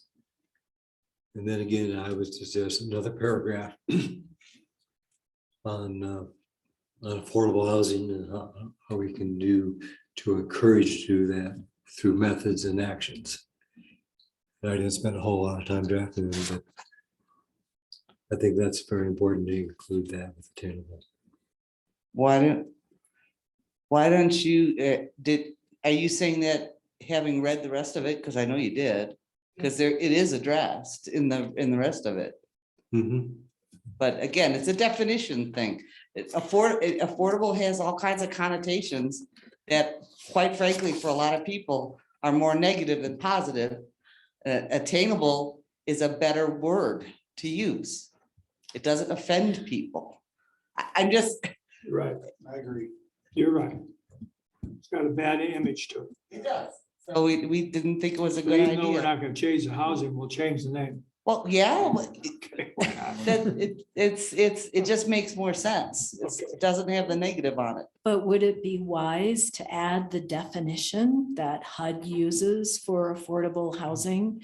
And then, That's part of all this, that's part of the stuff that came out for the same reason. And I mean, I've seen you guys in some of your meetings having big discussions about affordable and all that, but I mean, it is, I think that the need and the mix or whatever is discussed in the objectives and the actions. And we do do talk about at least the Habitat for Humanity stuff that's gone on. We left that in there. But that's like throwing in, I'm gonna go to a Tamarack reference here. That's like throwing in a what do you call it? A mobile home park or a tiny home park, or what do you call that? Those are two totally different connotations. Okay. It's like, let's just try to avoid the trigger words. Just makes more sense. So we'll just say we can have plenty of attainable housing as long as you can afford it. Yes. Seriously, yes. Hey, my son can't afford to have an apartment of his own. And he's 31. He can't afford that right now. So he has roommates. People do what they have to do. They do what they have to do. So we have a lot of obtainable housing. So, Well, again, I came from a point of view that we need to have a provision in this section on housing about affordable. And I certainly understand your logic. And I also can understand that you probably talked a whole lot about this. a long time. Yeah, so And a long time about the best ways to word it. But what I would suggest that if the majority of the commission sitting up here would like to not have any reference to affordable, I'll go along with what the majority says. Part of the discussion we had is what is affordable housing and what does that look like? And then you look at our map and where are we going to put that? And does Woodland Park truly want, I mean, it's good to have, we'd love to have housing for everybody. Where are we going to put it? And who's going to want to live next to it? And so, yes, it's a little bit of a snobbish attitude, but affordable, it can be developed and still meet that obtainable definition. But there was a lot of discussion about whether we should encourage quote affordable and where we encourage it in the town. And maybe it's a NIMBY attitude, not in my backyard, but that was certainly part of the discussion. And so you develop a subdivision and you want to provide affordable housing. How many of those lots are going to be reduced in price so you can build on those next to the $500,000 home? And we weren't prepared to put that direction into this document. One of the reasons I support what you said is my mic on? No, it's not. One of the ways why I support this, when we moved to town here, We had a business and my wife was a teacher, and everybody said this is affordable housing that police and teachers can buy. BS. That's just BS. Well, yeah, and there was, I mean, I saw comments from people on some of it, something saying, well, you know, we don't have enough housing for whatever, teachers or fire, whatever it is, okay? Well, I understand that that's something that everybody says. Any of the surveys, we didn't ask anybody their occupations. So we don't know. Seriously. There's no data to back up that. I mean, there's in terms of actual numbers and you know, how many, who lives where, and if you, I don't know, I just I don't know what to say to that. So We've tried every opportunity to get builders to build subdivisions, but maybe every 10th house you can build it cheaper. Nobody wants to live in that. Builders won't do that. That's nuts. They're giving money away. well, Why would they do that? well, and that we actually had a builder on the committee also, and actually right now, I would contend that if you wanted to build a $200,000 house, you couldn't do it. Because we investigated getting 128 square feet added onto our house, and it was going to be $65,000. So that's another part of the whole thing right now. I don't see how it's gonna just magically appear. Right. Communities who want to address their workforce that are paid 60% or lower of the area median income, those communities typically have a housing authority or CHODOs, which are a organization, a nonprofit organization. Those organizations then are able to apply for grants and subsidies in order to build workforce housing on the lower income levels. We don't have those mechanisms or organizations in place, nor do I ever see Woodland Park having something like that. So we rely upon like Habitat for Humanity or savvy developers who are able to tap into tax credits and other state and federal programs. So I mention that because in order to qualify for tax credits for the private sector to be able to qualify for subsidies, they will point to the community's comprehensive plan or their housing study and will say, does this community support workforce housing? And that's why I think it's important to at least include the definition of the HUD definition of affordable housing, because otherwise the developers like the Valley View apartment developers, that was a nonprofit group that finally qualified for tax credits in order to make that happen. And they used the 2016 Teller County Housing Study as the document that supported their application for the subsidies. I don't know if the state still does that because they're issued by the state. And when they built that on Valley View, there were 10% credits. And what happened with those 10% credits is they used that as a chip, and a bank would buy them so they had write-off, and they would give them a super low interest rate on their loan. Okay, they applied 2 or 3 years before they got that. That's the same thing that Pete Kuiper used on those apartments when you hit the light to turn to Cripple Creek that are right on the left. The same meeting. Okay, and that's how that happened. I don't know the state's doing that anymore. Yes, they are. I think And in that the- fact, more and more dollars are going to be available for affordable housing for the workforce that is 80%, 60% of average median income. They have the 2% that's always available, but everybody wants to get the larger. Well, the definition that was running around was that it was, they didn't go down as far as 60.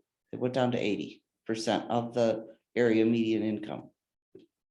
Well, It didn't go down to 60. the Valley View Apartments. No, I'm talking about in the, you said a reference for it.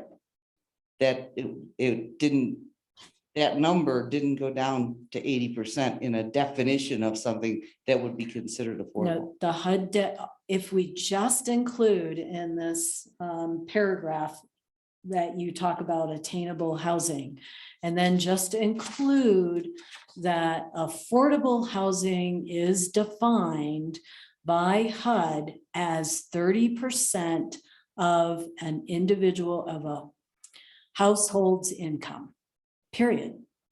Just so that it is acknowledged that the definition that is used nationally in order to determine what the 80% of AMI or the 60% of AMI is.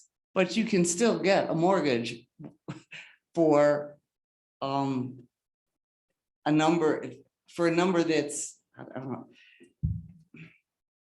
Even if it's 40%, you can still get a mortgage. Guaranteed. My daughter and son-in-law did. And So- the HUD definition is really about looking at one's entire lifestyle. So if you spend more than 30% of your income on housing and utilities, then you are in a classification called you are cost burdened. And therefore, you don't have the other 70% of your income going toward your food and transportation and family needs. Medical, right, healthcare. So that's why HUD has created that definition as a standard, as a guideline for people that are looking at their gross income in a very economical fashion or a financial fashion. And Sally, that's exactly the reason why I advocated that we include affordable in this section. And we included a sentence or a paragraph in there. Because if we have a developer that comes in and says, I want to do an affordable housing project or attainable housing project, but I can only do it when I have the backing of the federal government through various programs, grants, so on and so forth. We need a provision in our plan saying, that's okay, you go for it, we support that, and it ought to be in this section. That's a little different than I heard before. Let me just explain that. One thing is putting a definition of affordable. Another thing is what you just suggested, Larry, saying the definition of affordable is X. Woodland Park will seek opportunities to support those projects. It's a different thought. And that's what you see, that's what you're suggesting. And that's understandable to me. Putting a definition in that just sort of sits there and doesn't mean we love it or hate it. It's just a definition. I don't really get it, what we're trying to accomplish with that. What about if we support affordable and obtainable housing, and it's available in our community? Something like that. Stuff like that. Yeah, accomplishes both. John, may I make a comment? Well, of course. I've been listening to everything that y'all are talking about, which is really interesting. I think what Sally is suggesting is important, and I don't recall who it was that was saying add the HUD for affordable. The problem with the definition you have here is it's one organization's definition, and it only addresses for sale housing. And I believe we're not just talking about for sale housing. We're talking about rental properties, apartments. We would need something broader than just for sale housing in the discussion, in my opinion. Whereas the definition that Sally has brought forward, which is the attainable, I'm sorry, the affordable versus the attainable definition, the affordable does not differentiate between for sale or for rent. It's just whatever you can afford. It, 30% of your income, basically. But in the objectives and the actions in this section, all different kinds of housing is addressed. It isn't only addressing sales of single family homes. That, I get it. In that it's just not. I mean- know, in the definition you have, in the definition, it says, quote, the industry definition of attainable, comma, for sale housing. Correct, that's what it is. That's correct. But that's not what the comprehensive plan should be just limited to, for sale housing. It should be all types of housing. If you guys want to add, I know, it's not my call anyway, because you guys have to present or put the thing forward. If you want to have another paragraph that says the definition of affordable housing, but what we didn't want to have in this was the word affordable in all of the objectives and goals. We wanted to leave it be attainable. That was the whole, if you want to add another definition, cool. But I don't think that we should change, because we do address, action 1, each new project or subdivision should add to the mix housing. No, that's not the one I want. Sorry. We address the ADU thing and flexible housing to encourage ADUs and boarding rooms to contribute towards managed infill. So we address other options besides purchasing a single family home. Sally, why don't we go ahead and do the rest of this information and then come back and maybe that will clarify. I What do you think think? that's a good idea, because it is a very important discussion. Yes. And if we get a feel for the remainder of this chapter, like Valerie is pointing out in the objectives and the action items, then you'll have a better context and come back. So let's just go through let's see. The exhibit that shows kind of the costs as a percent of a household. And this $14,069 should be the average annual transportation per cost. So you can see this is, the reason why HUD has the definition of your housing costs are 30% is so that your income can be spread through the necessities of your household. And that's no different than it was 30 years ago. Right. 25, one week for your house, 1 week for your other stuff. It's the way it was. It's the way it was sold. That's the way the banks had 25% down, or you don't get the house through conventional. Yeah. Hasn't changed a whole lot. But we know now that the majority, many households are cost burdened and are spending way more than 30% of their income, squeezing the other areas. You get by with it, do it. Okay. So the housing goal section, there's only one goal with 2 objectives and then a number of action items under each.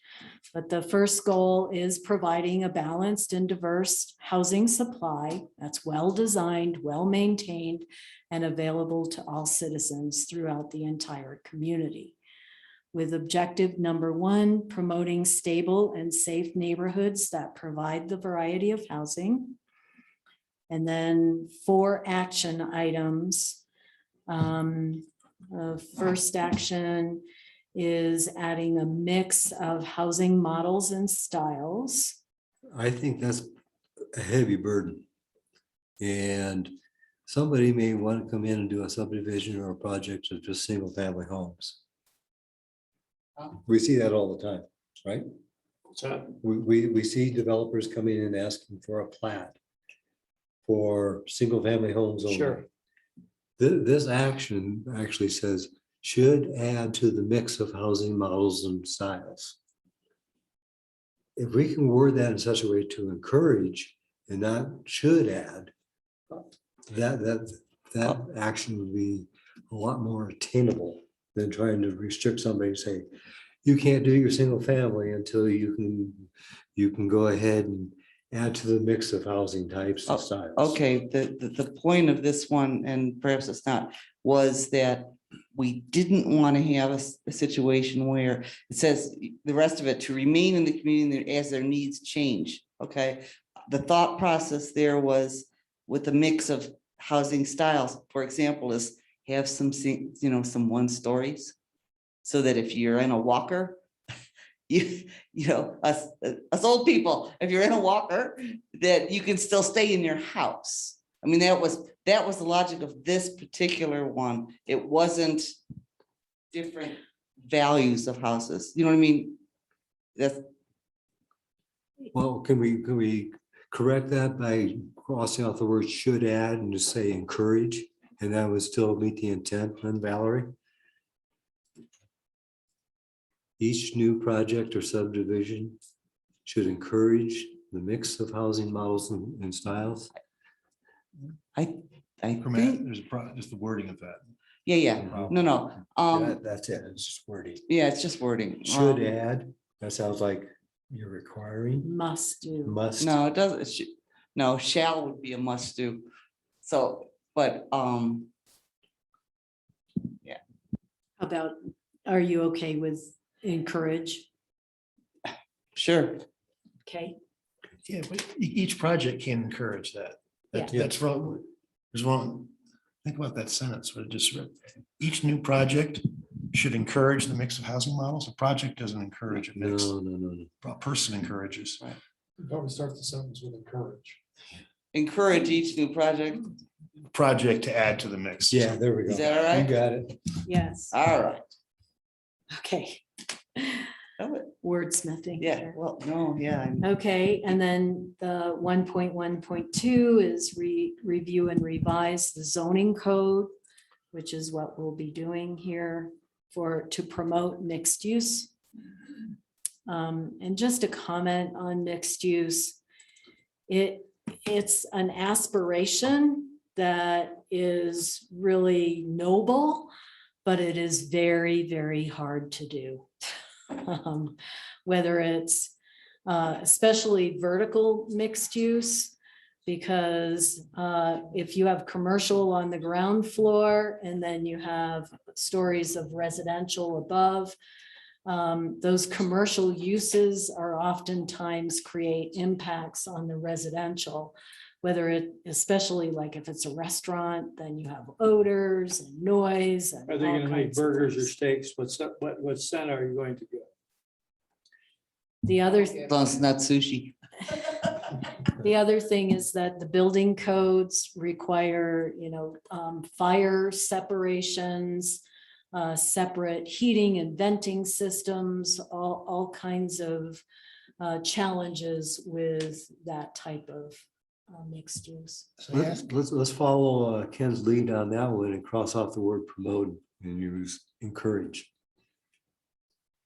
Review and revise Woodland Park zoning code to encourage mixed use. Sally, I had a process question related to this. You mentioned this is the process ongoing now. I understand the workplace to recodify into a single chapter 16, 17, and 18 of our city ordinances. Yes, My understanding was that was reorganizing and sort of correcting places where things overlapped, definitions were different between the two sections and such. This action is review and revise or to promote mixed use housing. And you said that's what this is something we're working on now. My understanding is that the zoning ordinance draft being produced would attempt to restate what we currently have and won't be filled with lots of policy changes, such as encouragement of mixed use too. Those need to be looked at one by one. They're very important. They're very hard to do. And I would think our city council needs to have those brought before them individually, and that the recodification is intending to make everything work well, essentially without major substantive changes. Is that correct? And I'm just trying to understand where we are. Yeah. Okay. You are correct. Okay. I mean, otherwise we'll get bogged down in those You'll never get it substantive done. changes. Yes. What if you, instead of promote, what if you use the word address?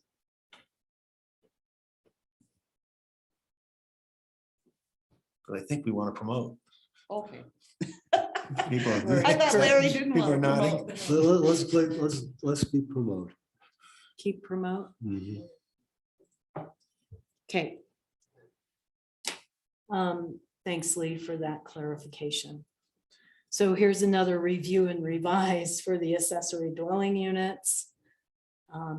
Right now, for example, our code is pretty restrictive for ADUs. It does not allow a separate little cottage or small unit on the lot. If you're detached from the house with an ADU, it has to be a carriage unit over the garage, like a carriage house. Is there something wrong with that? Yeah, I think that we've had other people say, why can't I just put a small, cottage like the Maytag What house has? specification? You can define Building that. code? Yeah. So it's gotta be built like a home. Oh, yeah. Or a tiny They can't- house. They can't go down to buy a shed that's 20 by 20. No, and say that's or a an house. RV. Okay, Or you can follow the lead of Colorado Springs, which simply talks about ADUs have to be occupied by a member of the family. Which is really restrictive. That's really restrictive, but it gets to the intent of providing additional housing space for family members to caretake their older parents. sometime an older parent, a woman's living by herself, her husband dies, and she needs income. Yeah. I'm wrong. It could be, but the thing is, once that's established, you just you codify in such a way that, well, the intent was to provide for family, but if you are, well, we won't go there. Never mind. And he has, It is it, creates 1945. Yeah.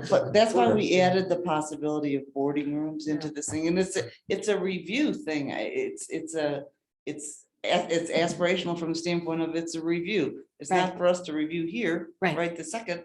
It's It's gonna have people in it. It should go through regional building. Yeah, That's it. Yeah, no, I'm not disagreeing with them. I'm just saying it needs, it's just a look at it and see how you have to. Yeah. is the last phrase important to this? Building codes More and attainable housing options versus that can support costs, they can help support costs for the landowner, is that superfluous? That can help support costs for the landowner? That's a good point, Lee. I mean, Yeah. it's, Yeah. you want to have an ADU, even if I'm putting my mother-in-law in, who's not gonna pay me rent. I'm sorry. The most important thing is, do we want to encourage ADUs, or do we want to promote them, or do we want to? I'm just being facetious, guys. No, yeah, Is that- just so stop it after more attainable housing options and get rid of the last part of the words. If you want to put the landowner support thing in there. Okay. Maybe we allow raising of chickens. Only 6 Only hens. 6. No roosters. It's gotta be- And they have to be in their own dwelling unit. The It's the coop- roosters in that house that was that expensive. Yeah, you don't know they were there until you moved in, and then they crowed in the middle of the night every damn day. We don't allow roosters. Okay. 1.1.4 is consider allowing increase in density for new or redeveloped single family and multifamily projects. Good. We worked hard on getting higher density of single family. And I think when we move from the plan, that says consider allowing, Yes. that's the key words there. And once we get to the code and how we do that, That would be the appropriate point to. I don't want to go down like I do in the Springs and see $500,000 homes, 20 feet apart and no front yard. People deserve, and that's one of the reasons it's made this place successful. Their lots are a little bit bigger, maybe 4 or 5 tenths of an acre. And then people can put a decent sized home on for their investment. And we're gonna have them stacked up like whatever. Why? Number 5, 1.1.5 is review and revise the utility and infrastructure requirements that facilitate development cost reductions. So we are always looking at ways to help do that without compromising the quality of the infrastructure. John, your comment, your question, I think it was a question on 1.1.4. I mean, I think by saying consider, it doesn't mean it has to be done, and it means you can consider an increased density. But don't, yeah, you're right. Don't go to the crazy, I mean, shoot. You go down the There- Springs, oh, right, yeah, I mean, it's right on. awful. They put these big, beautiful homes and the cars are, the houses are. 10 Oh, feet no, apart. the worst ones are the ones that are 4 units around one little circle and not everybody can back out of their That's garage right. at the same time. But it's just considering it, and it doesn't mean it has to happen, doesn't mean it has to go to some silly number, but it's Some an of action the to look at. cluster plans have the ability where they get a lot more open space. And people will buy that because they can go out and walk on trails and do Yeah. things like that. We got it right here above Paradise Yeah. to do stuff like that, but we plan it. Well, We but don't just try to get as many Oh. houses on them. yeah, no, area but we I can. don't think that this action implies that we're planning on it. Okay, It's a look at it. okay. At least Okay. it wasn't intended to. The second objective deals with existing neighborhoods and homes supporting improvement. So working with landlords to match properties in need of improvements with available community assistance. Promoting cleanups campaigns. Identifying key pedestrian corridors so we can encourage walkability. Working with the Historical Preservation Committee with updating existing buildings. And then reviewing applications for new construction. Here's the covenants. Yep. With covenants.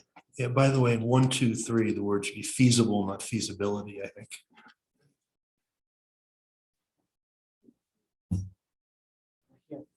Okay. Any other changes to that? So we got through the 2 objectives. Now let's go back to our discussion about Wait a minute, including a Sally. definition. I'd like to propose another action item at the Yeah. at the end of that objective 1.2. And that would be to consider neighborhood preservation and protection provisions when adjacent to existing neighborhoods and areas. Could you just speak up? I couldn't hear you. Yes. Consider neighborhood preservation and protection provisions when adjacent to existing neighborhood areas and neighborhoods. What does that mean? Let's try to protect our existing neighborhoods. When they're next to another neighborhood, so they both have to protect each other. Exactly. I The new should complement the existing. I think that that's part of what happens in the community character and design section. I could be off base. Okay, let's just hold that. Then. Okay. I'd like to also add that we've discussed adding another action to update the housing needs assessment. And as part of the recommendations from DOLA.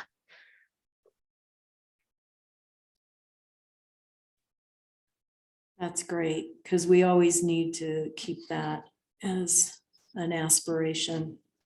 Update the 2016. Is that a 1.3 objective or an action in Christie? I think it would be an action. I need to pull up the full plan to see which one it would fall best under. Okay.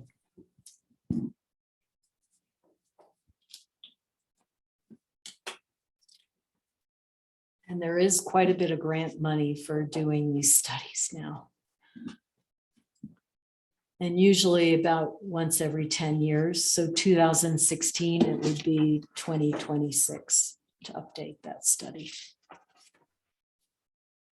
Okay, Since you have a lot of review and update under 1.1, that would probably be a logical place, just offering that up to the commission. yeah, good Makes sense. suggestion.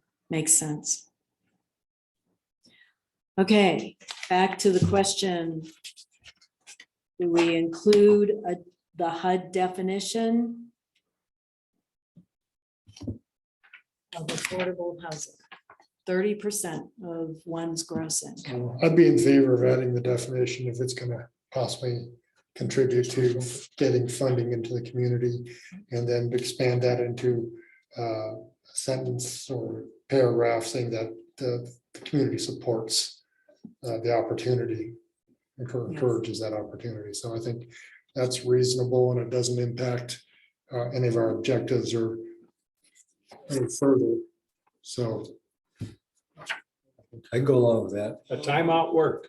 Yep. All right. So if Very somebody well. takes a cut at it, then you'll send it back out so we can all see it. Yeah, Yeah. it will be in the September 20th Okay. draft. Okay, thanks.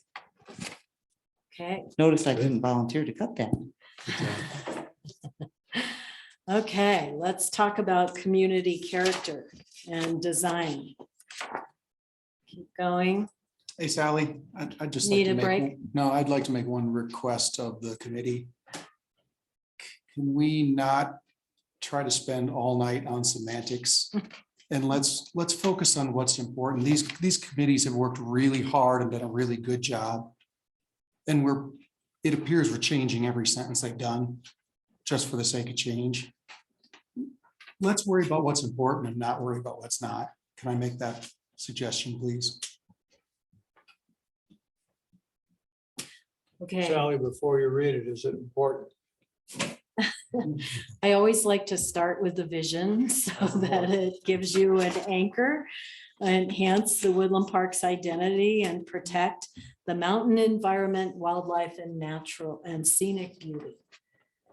So the background information is pretty short. Although Val's group did the second paragraph, wanted it a little bit shorter. Yeah, we were gonna delete the whole thing, but it's all still in here. But perhaps if for like in the, what is it, the third sentence, this is opportunities for establishing vision have been or were identified in the 2019 community placemaking plan. And let's strike the including pedestrian enhancements and all that whole huge, Just don't put down bicycle lanes on the streets. yeah, but you know, just sort of put a period there and all those, that string of commas after including, either pull the ones that are most important and make it a separate sentence, or don't, that's just, you just totally lose anything of what any of that means. And I don't think you have to be that specific. What makes Agreed. Woodland Park so attractive, keeps prices high on stuff for people to come here? Whatever that is, don't change any of that. Okay, we can't fix the traffic yet till we get that. Yeah, right. really. What I'm saying is, what works, if it works, don't fix something that's not broken. Work on things like you were talking about that are legitimate, not just word things and that, but I've been through those, enough of those meetings. But just cover the things that you can continue on why we're so darn successful, and we are. Okay, we'll shorten it. Shorten it. Okay, Are we still under background? yes. The city has adopted pretty significant and reasonable design standards through the zoning code. And I think the second sentence says the city adopted design standards to encourage. And I think we should just give credit that the zoning code has, the existing zoning code includes decent provisions to do that. I'm looking Second, under background. Second sentence, the city adopted. Let's just give credit to the good job, the zoning code, how it addresses design standards. so the city's zoning code Yes. Yeah. includes Yes, design that's good. standards? Mhm.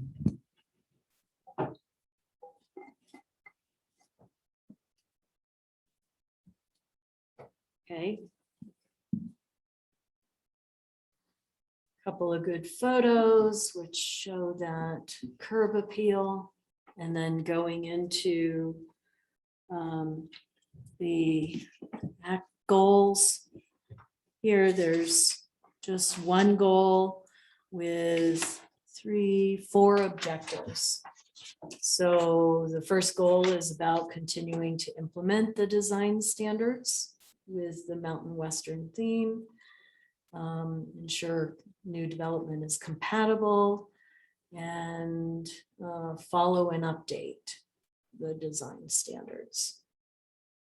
Objective number 2 is strengthening downtown by promoting mixed uses, attractive appearances, and connections. So promote compatible infill that fits character of the neighborhood. Encourage an involved neighborhood planning process. That's great. Objective 1.3 is establishing a sense of entry into the community. So enhancing our gateways, enhancing the wayfinding system, and working with the surrounding counties for preserving the past and other areas. Okay.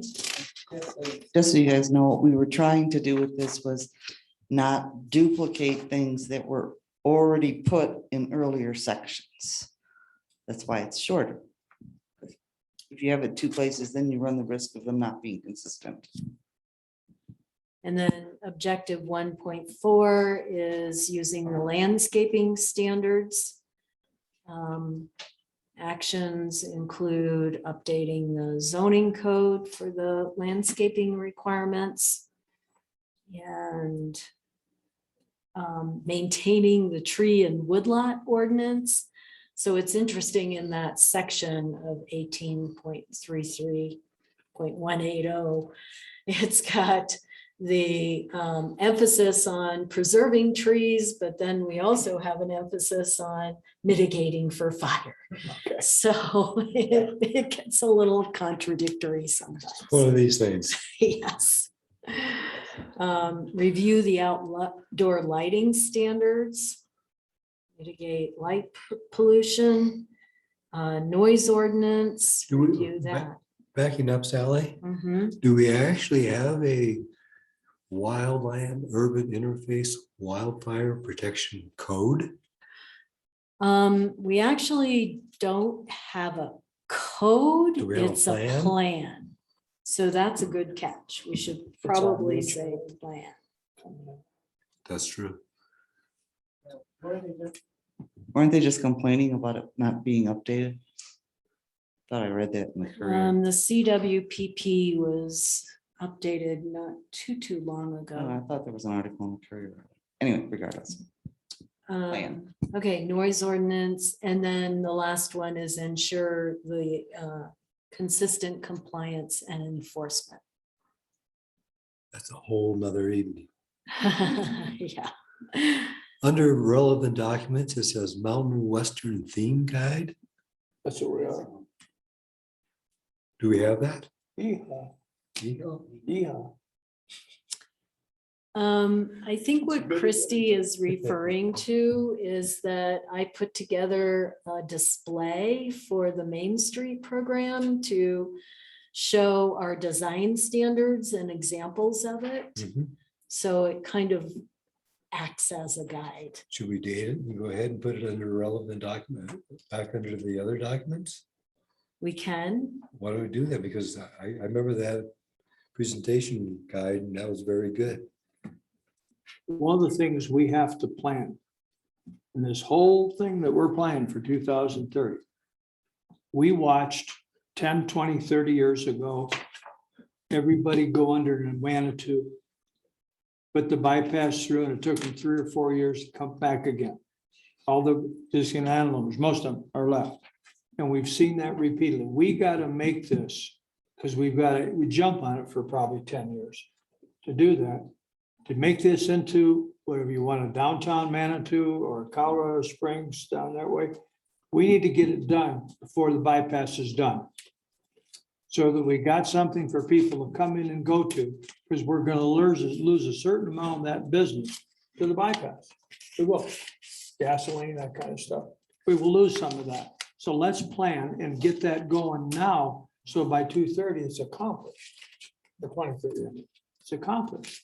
Because we got the building now to see what happened in the past to some other communities, and let's try to get ahead of that. We can do that. The first time I went into Manitou, after we moved here, it was actually, their streets are so horrible to drive around that it was one of these, oh my goodness, find me someplace to park so I can walk. But there has to be something that people want to come up to. So they intentionally. Maybe we can come put in a to Conrail here. up to Gold Hill Mountain. Oh, there you go. But I'm saying. Hey, we got a car. We got plenty of time to do this, but we got to move along a plan to get there. We do. Okay, we got one more chapter. to get through. That is, oh, I didn't, I'm sorry, I skipped over the exhibits. That the first one is kind of a vision for downtown character with rooftop dining and what may happen once we reclaim our Midland Avenue. That doesn't look like Western. That's just an artist having fun. That's Yeah. all that is. But it gives people an idea. Sure. And Crosswalk needs to I like used the word vision when you describe this. I think that ought to be included as part of this title. 'Cause that's what this is. It's just kind of a nice vision of what the downtown could look like if Highway 24 is relocated.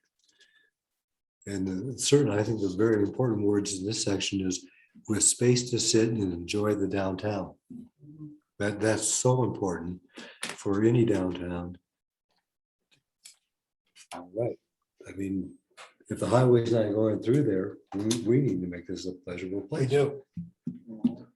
We need more restaurants to come, not go out of business. So I know a lot of you came to visit the old 4th of July city tent, but we had this up during that event and we had probably around 100 people, a lot of kids, but people from in town and out of town. And it was just really fun to see their reaction to it. They of course got into logistics quickly saying, how are we going to do this? We said, well, that's part of a longer process, but we're gauging people's reaction to this, vision, and had a really great positive response to it. Good.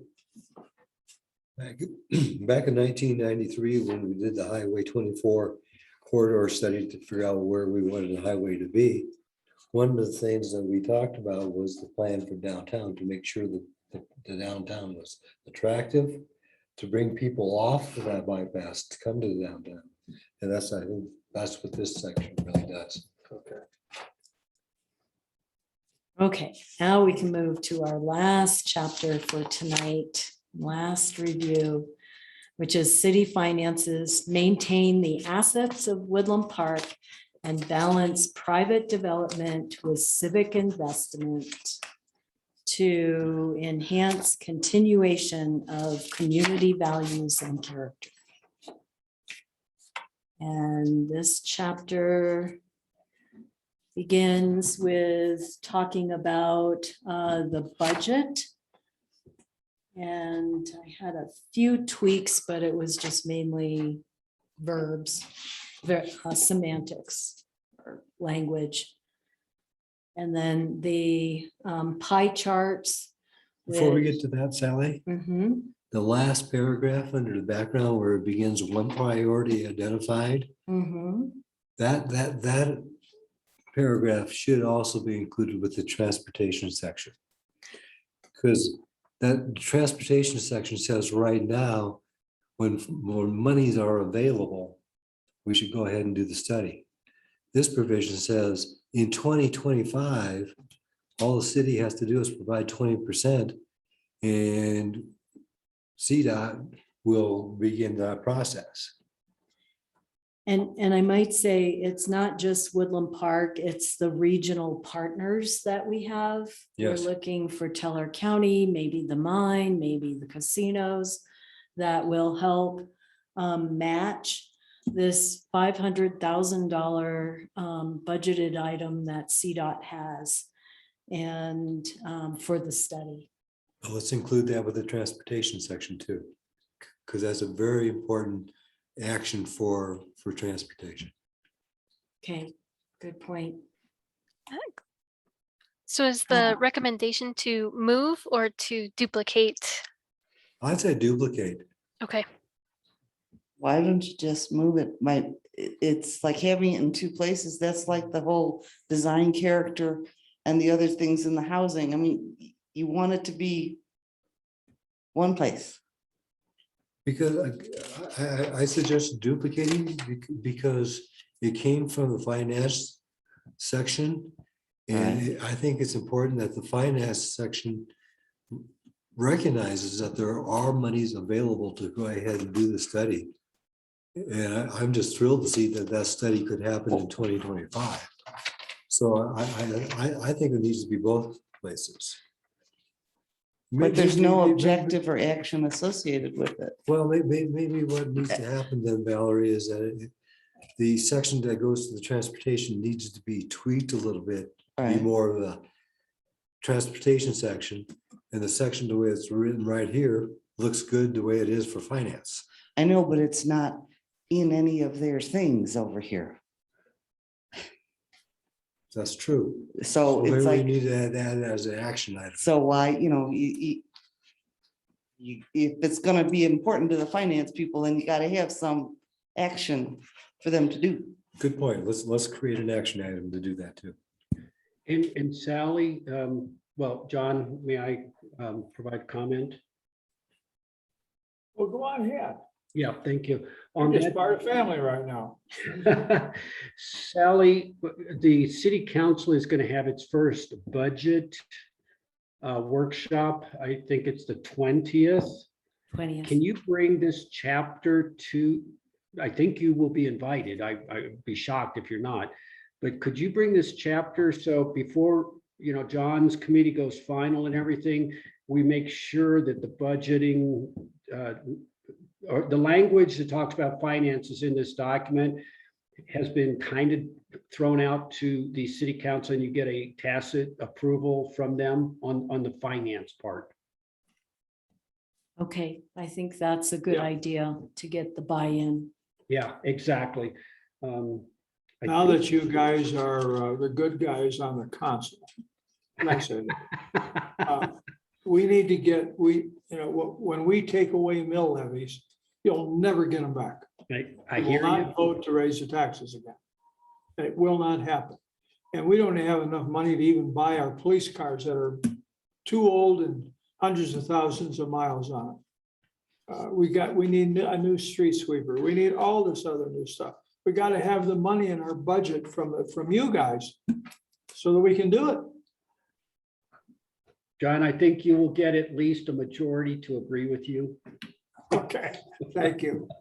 Just having had some preliminary discussions, I think there will be at least a majority to support. Thank you. So back to the discussion about the upcoming study for the reliever route. I know the transportation group did meet with CDOT to actually discuss this with them about the timing. So it may not hurt to at least somehow reference this opportunity for this reliever route study Yep. in the transportation section as well. I know it's a little duplication, but Oh, no. I think that's very wise, Sally. I'm trying to codify, because I think you'll, at this instant in time, you will get the support you need from city council. And we should, I know it's an aspirational document, but it'd be nice to codify this piece of it at least once. Yeah, my point was to give this group an action also. If you're gonna have the statement in. Right. You can have it the other place and too, we can with do a different that. action. Yeah. Right. Sally's I on the Pikes Peak PPACG Transportation Committee. I'm on the PPACG. I'm the chairman of the Citizens Advisory Committee. So we've got some people that have more money than we do. And we just got to keep working on it. That's a very good way Now, to if put it. anybody knows anybody at IREA, get them to turn the electric on so we can have our light on 67. Okay, let's talk about the pie charts. These are very illustrative. But there is a correction. The total general fund revenue is 11.6 million.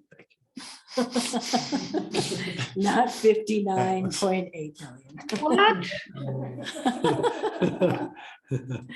Nice try. Yeah.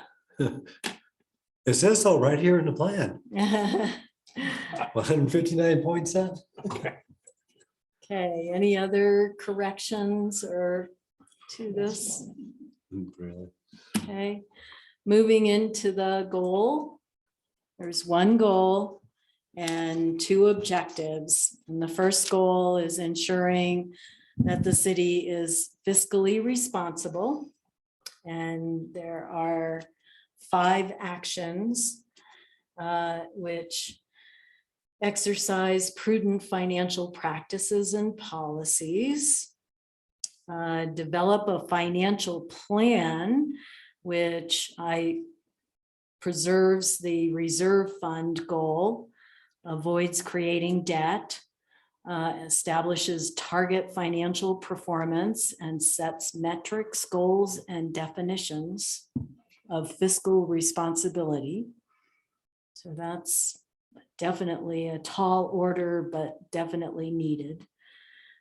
Create a 5-year long-term financial plan, also something that we have not done and need. You know, it's kind of surprising that we don't have an existing financial plan. Both those actions refer that we need to develop or create, Mhm. or we don't have them currently. Huh? No, the city budgets year to year. Okay, We do, of course, look at the debt very carefully because those are long-term obligations.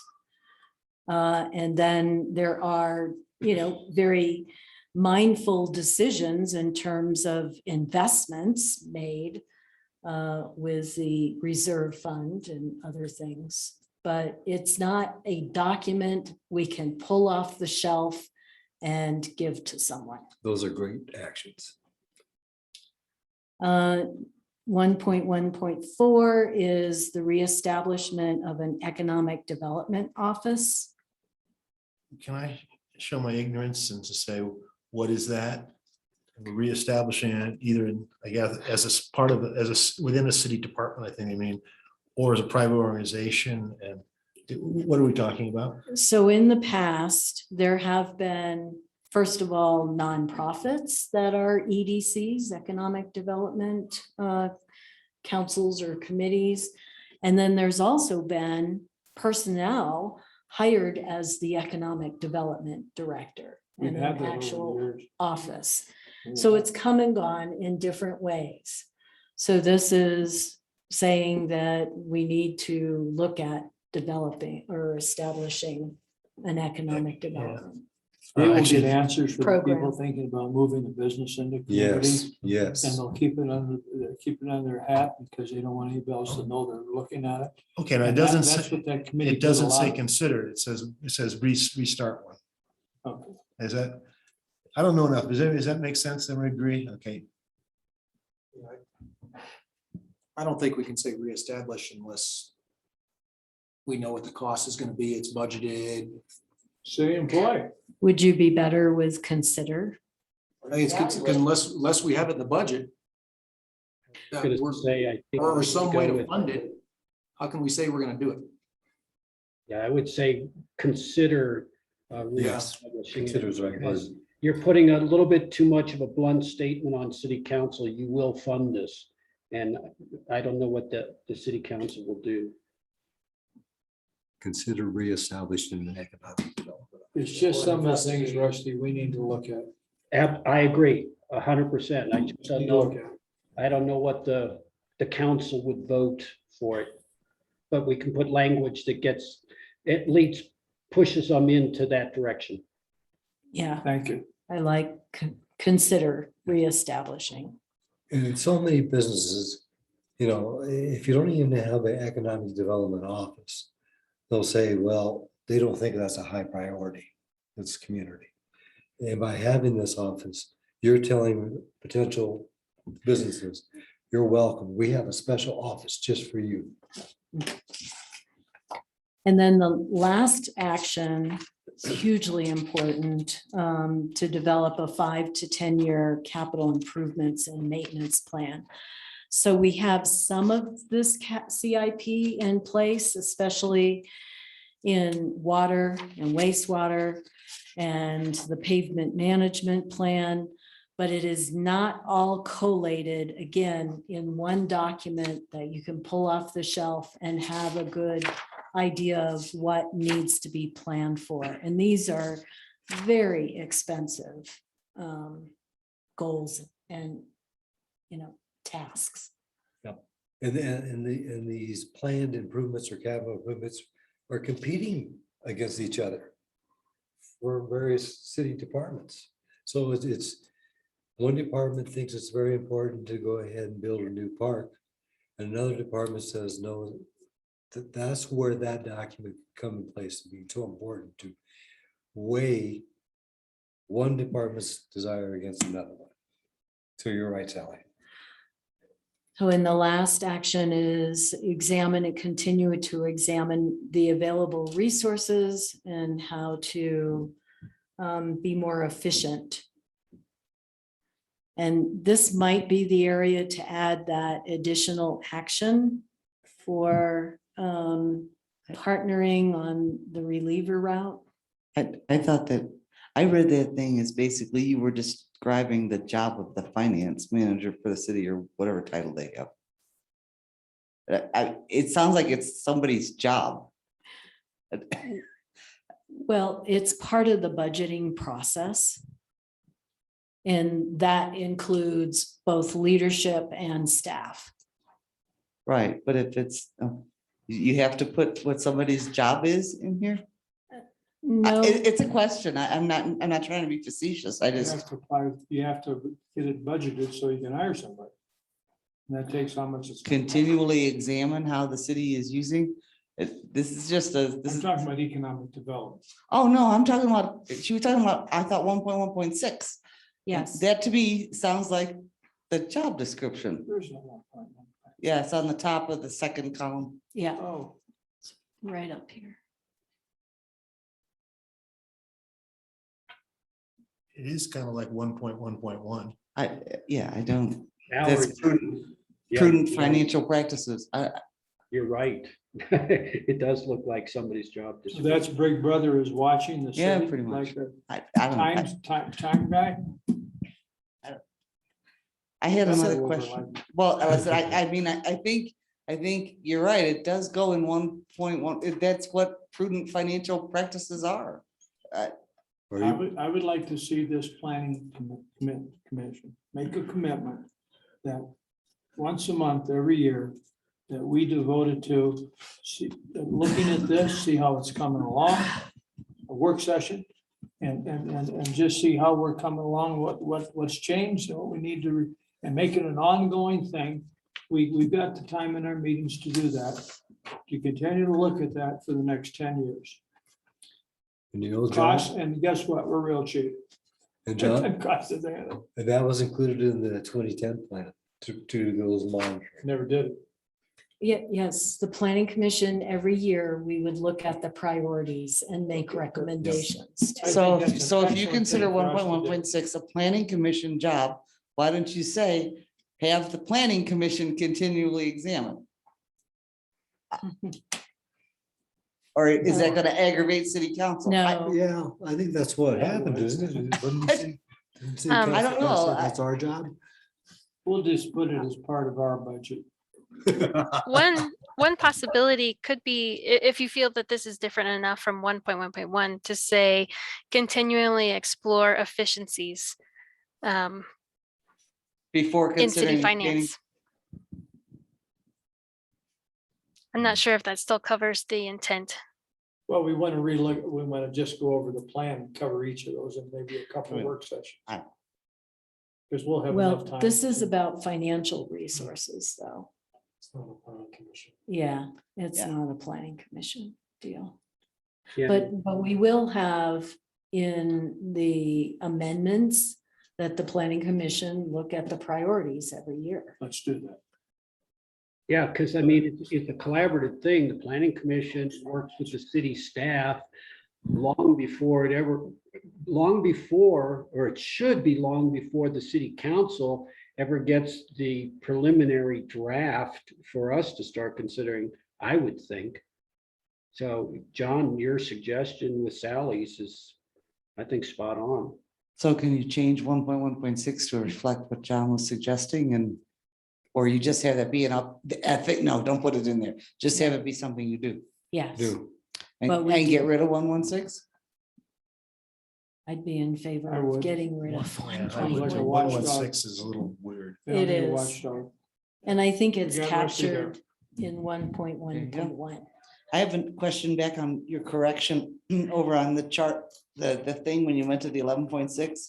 Yes, That says taxable retail sales in 2013 totaled that god awful number, which you changed to 11.6.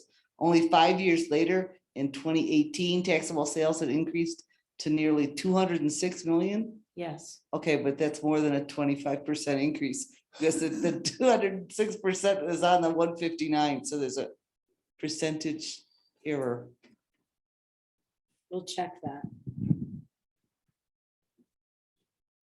It's 25% of that would only add what? $4,000, is it $3,000? Yeah, $3 million? Yeah, so the number's wrong. I Okay, think she was looking to delete. it. Yeah, Okay, delete we're deleting. 1.16. yes. Okay, objective 2 is explore creative and non-traditional revenue sources. With the exploring revenue sources and improve the accuracy of the general fund revenue forecasts. So that's. Semi-insulting. What does that mean? I know creatively explore with finance. I mean, I'm hoping we're not really being creative. Is that raising funds for planning?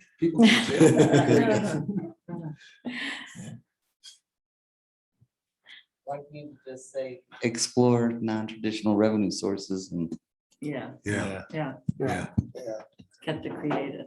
yeah. We know what creativity and finance brings. Helps. We'll start Yeah, GoFundMe accounts. Okay, we'll take out. Okay, and the first action explore methods to diversify the city's revenue sources, and improve the accuracy of the projections. That's okay.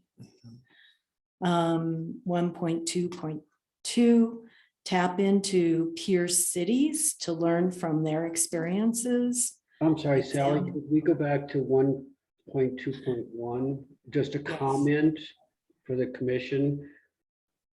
Why would we want to have the language and improve the accuracy of the general fund? We're audited. And the accuracy is essentially got to be 100%. So why would we need to improve over an audited general fund? How about Rusty, we just have that 1.21, explore methods to diversify cities, find revenue sources, period. Period. That's where I was headed. Okay. Just the way that I read it is accuracy of the general fund forecasting. Right. So I think I want to just make sure that that group may have been looking for improving the accuracy of the forecasting. But the forecasting comes from the county, basically. I don't know that is that an issue. Okay. Well, it is somewhat of an issue because when the staff starts the budgeting process in July, we have to forecast where we're going to be at the end of the year so that we know what the balance is going to be. So that's kind of what Christy is saying. We were trying to improve our revenue forecasting.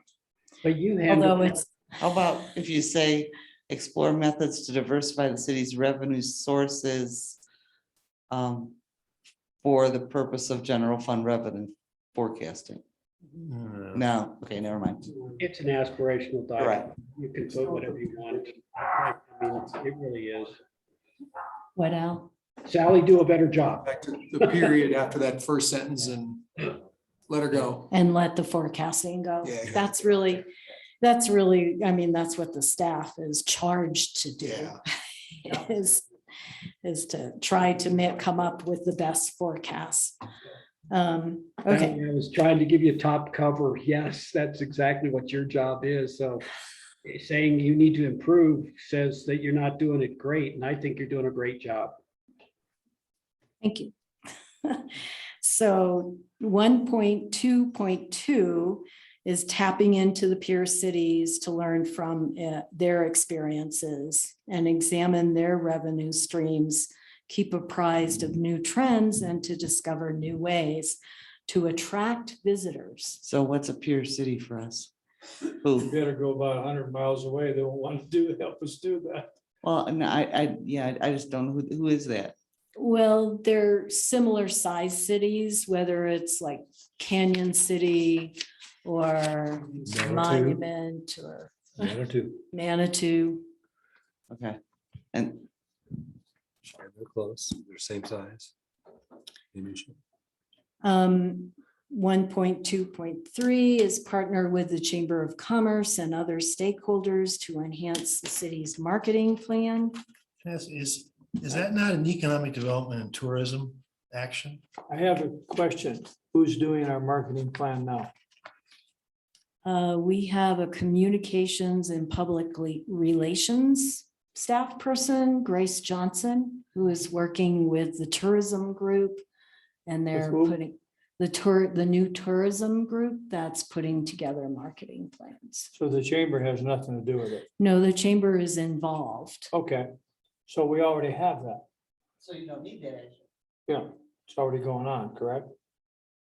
I think it's always a good idea to partner with the chamber. Yeah, I think it's That's what the new important to keep economic this development in here. And sector can do. unfortunately, we don't have anybody from the finance group here. And it was Deb Miller and it was an extremely good group of people. Well, Al, you were on this group.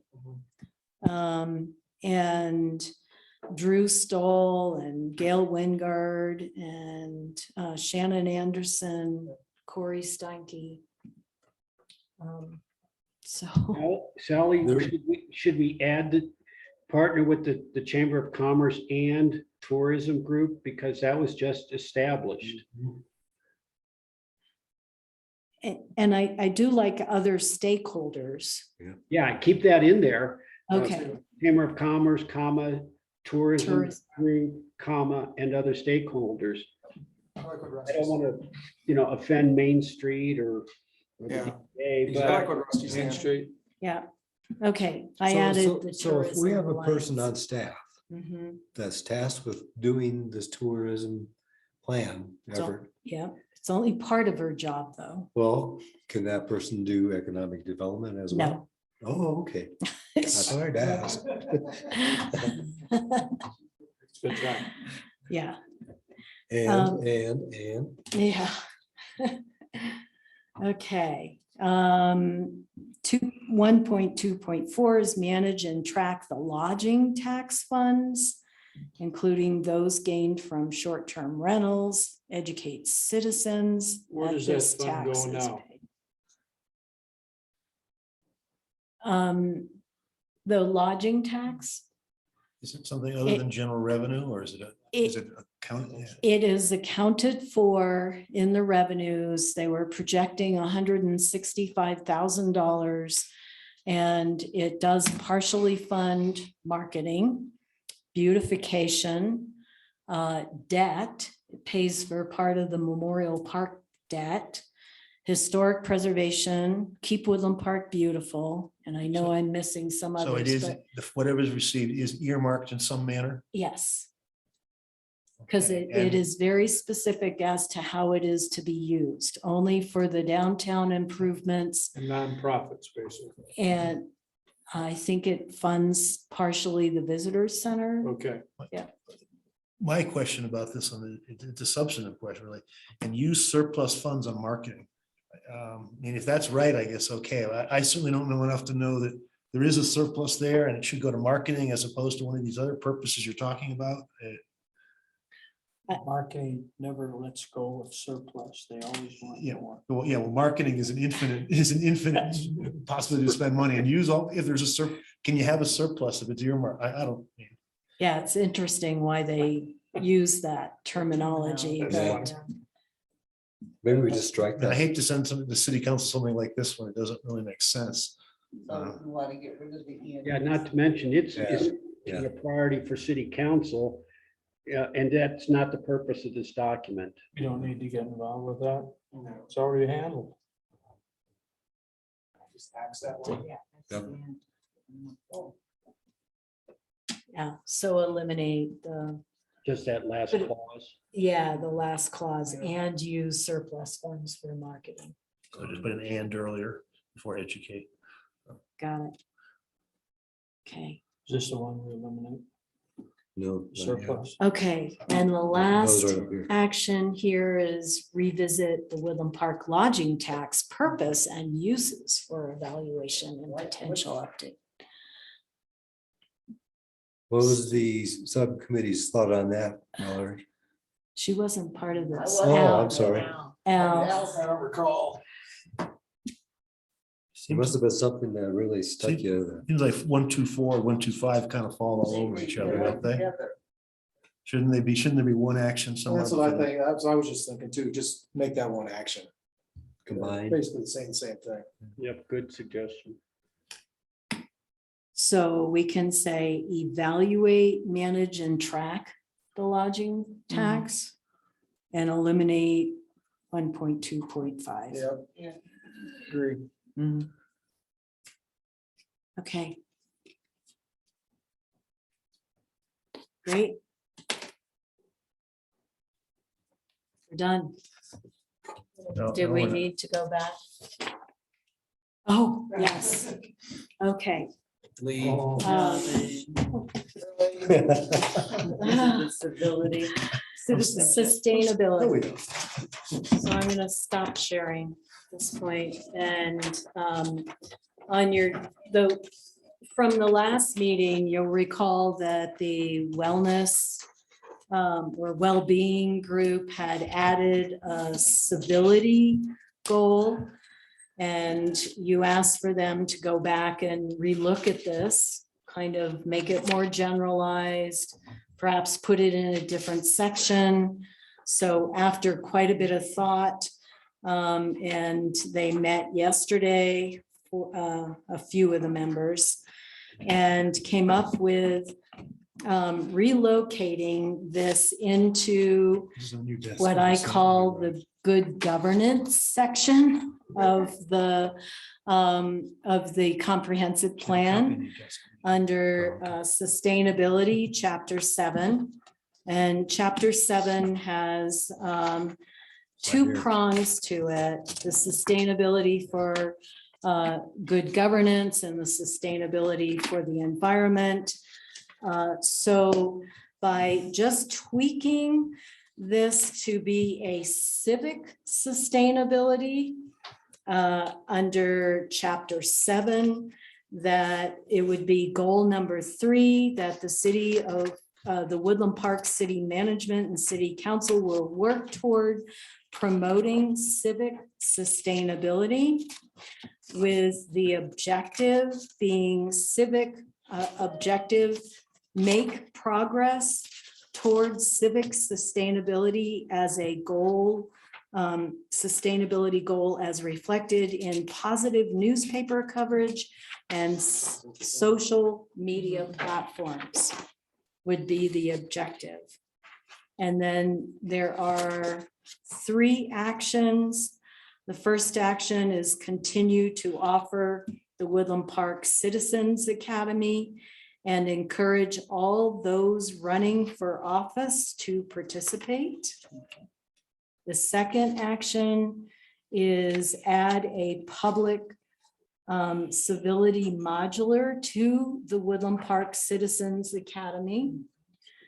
Eliminate the old deal that talks about signing an agreement, and also eliminate the survey possibility, and then modify or simplify 1.1.3 to develop a Woodland Park public relations campaign to support civic sustainability, and then add a final action that would encourage voter registration and voter participation in local elections, which is our civic duty, is And to, that's it. and that's like it.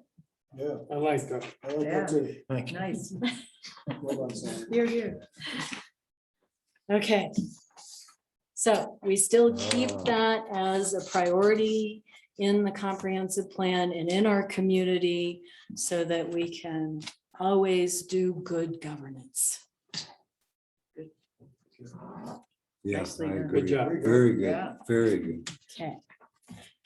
Anything else, Lee, that I've forgotten? I could make a motion. I second that. We're adjourned. Thank you, Rusty and Christy, for Yeah, thanks, And- Rusty. Val, and help yourself to some chocolate cake. John and Sally, thank you for allowing me to participate. Thank you. Oh, anytime. Thanks. Come see us. Good job. Can they put a 2-page map when they do a full version? Because put half a page, it's hard to read for all people.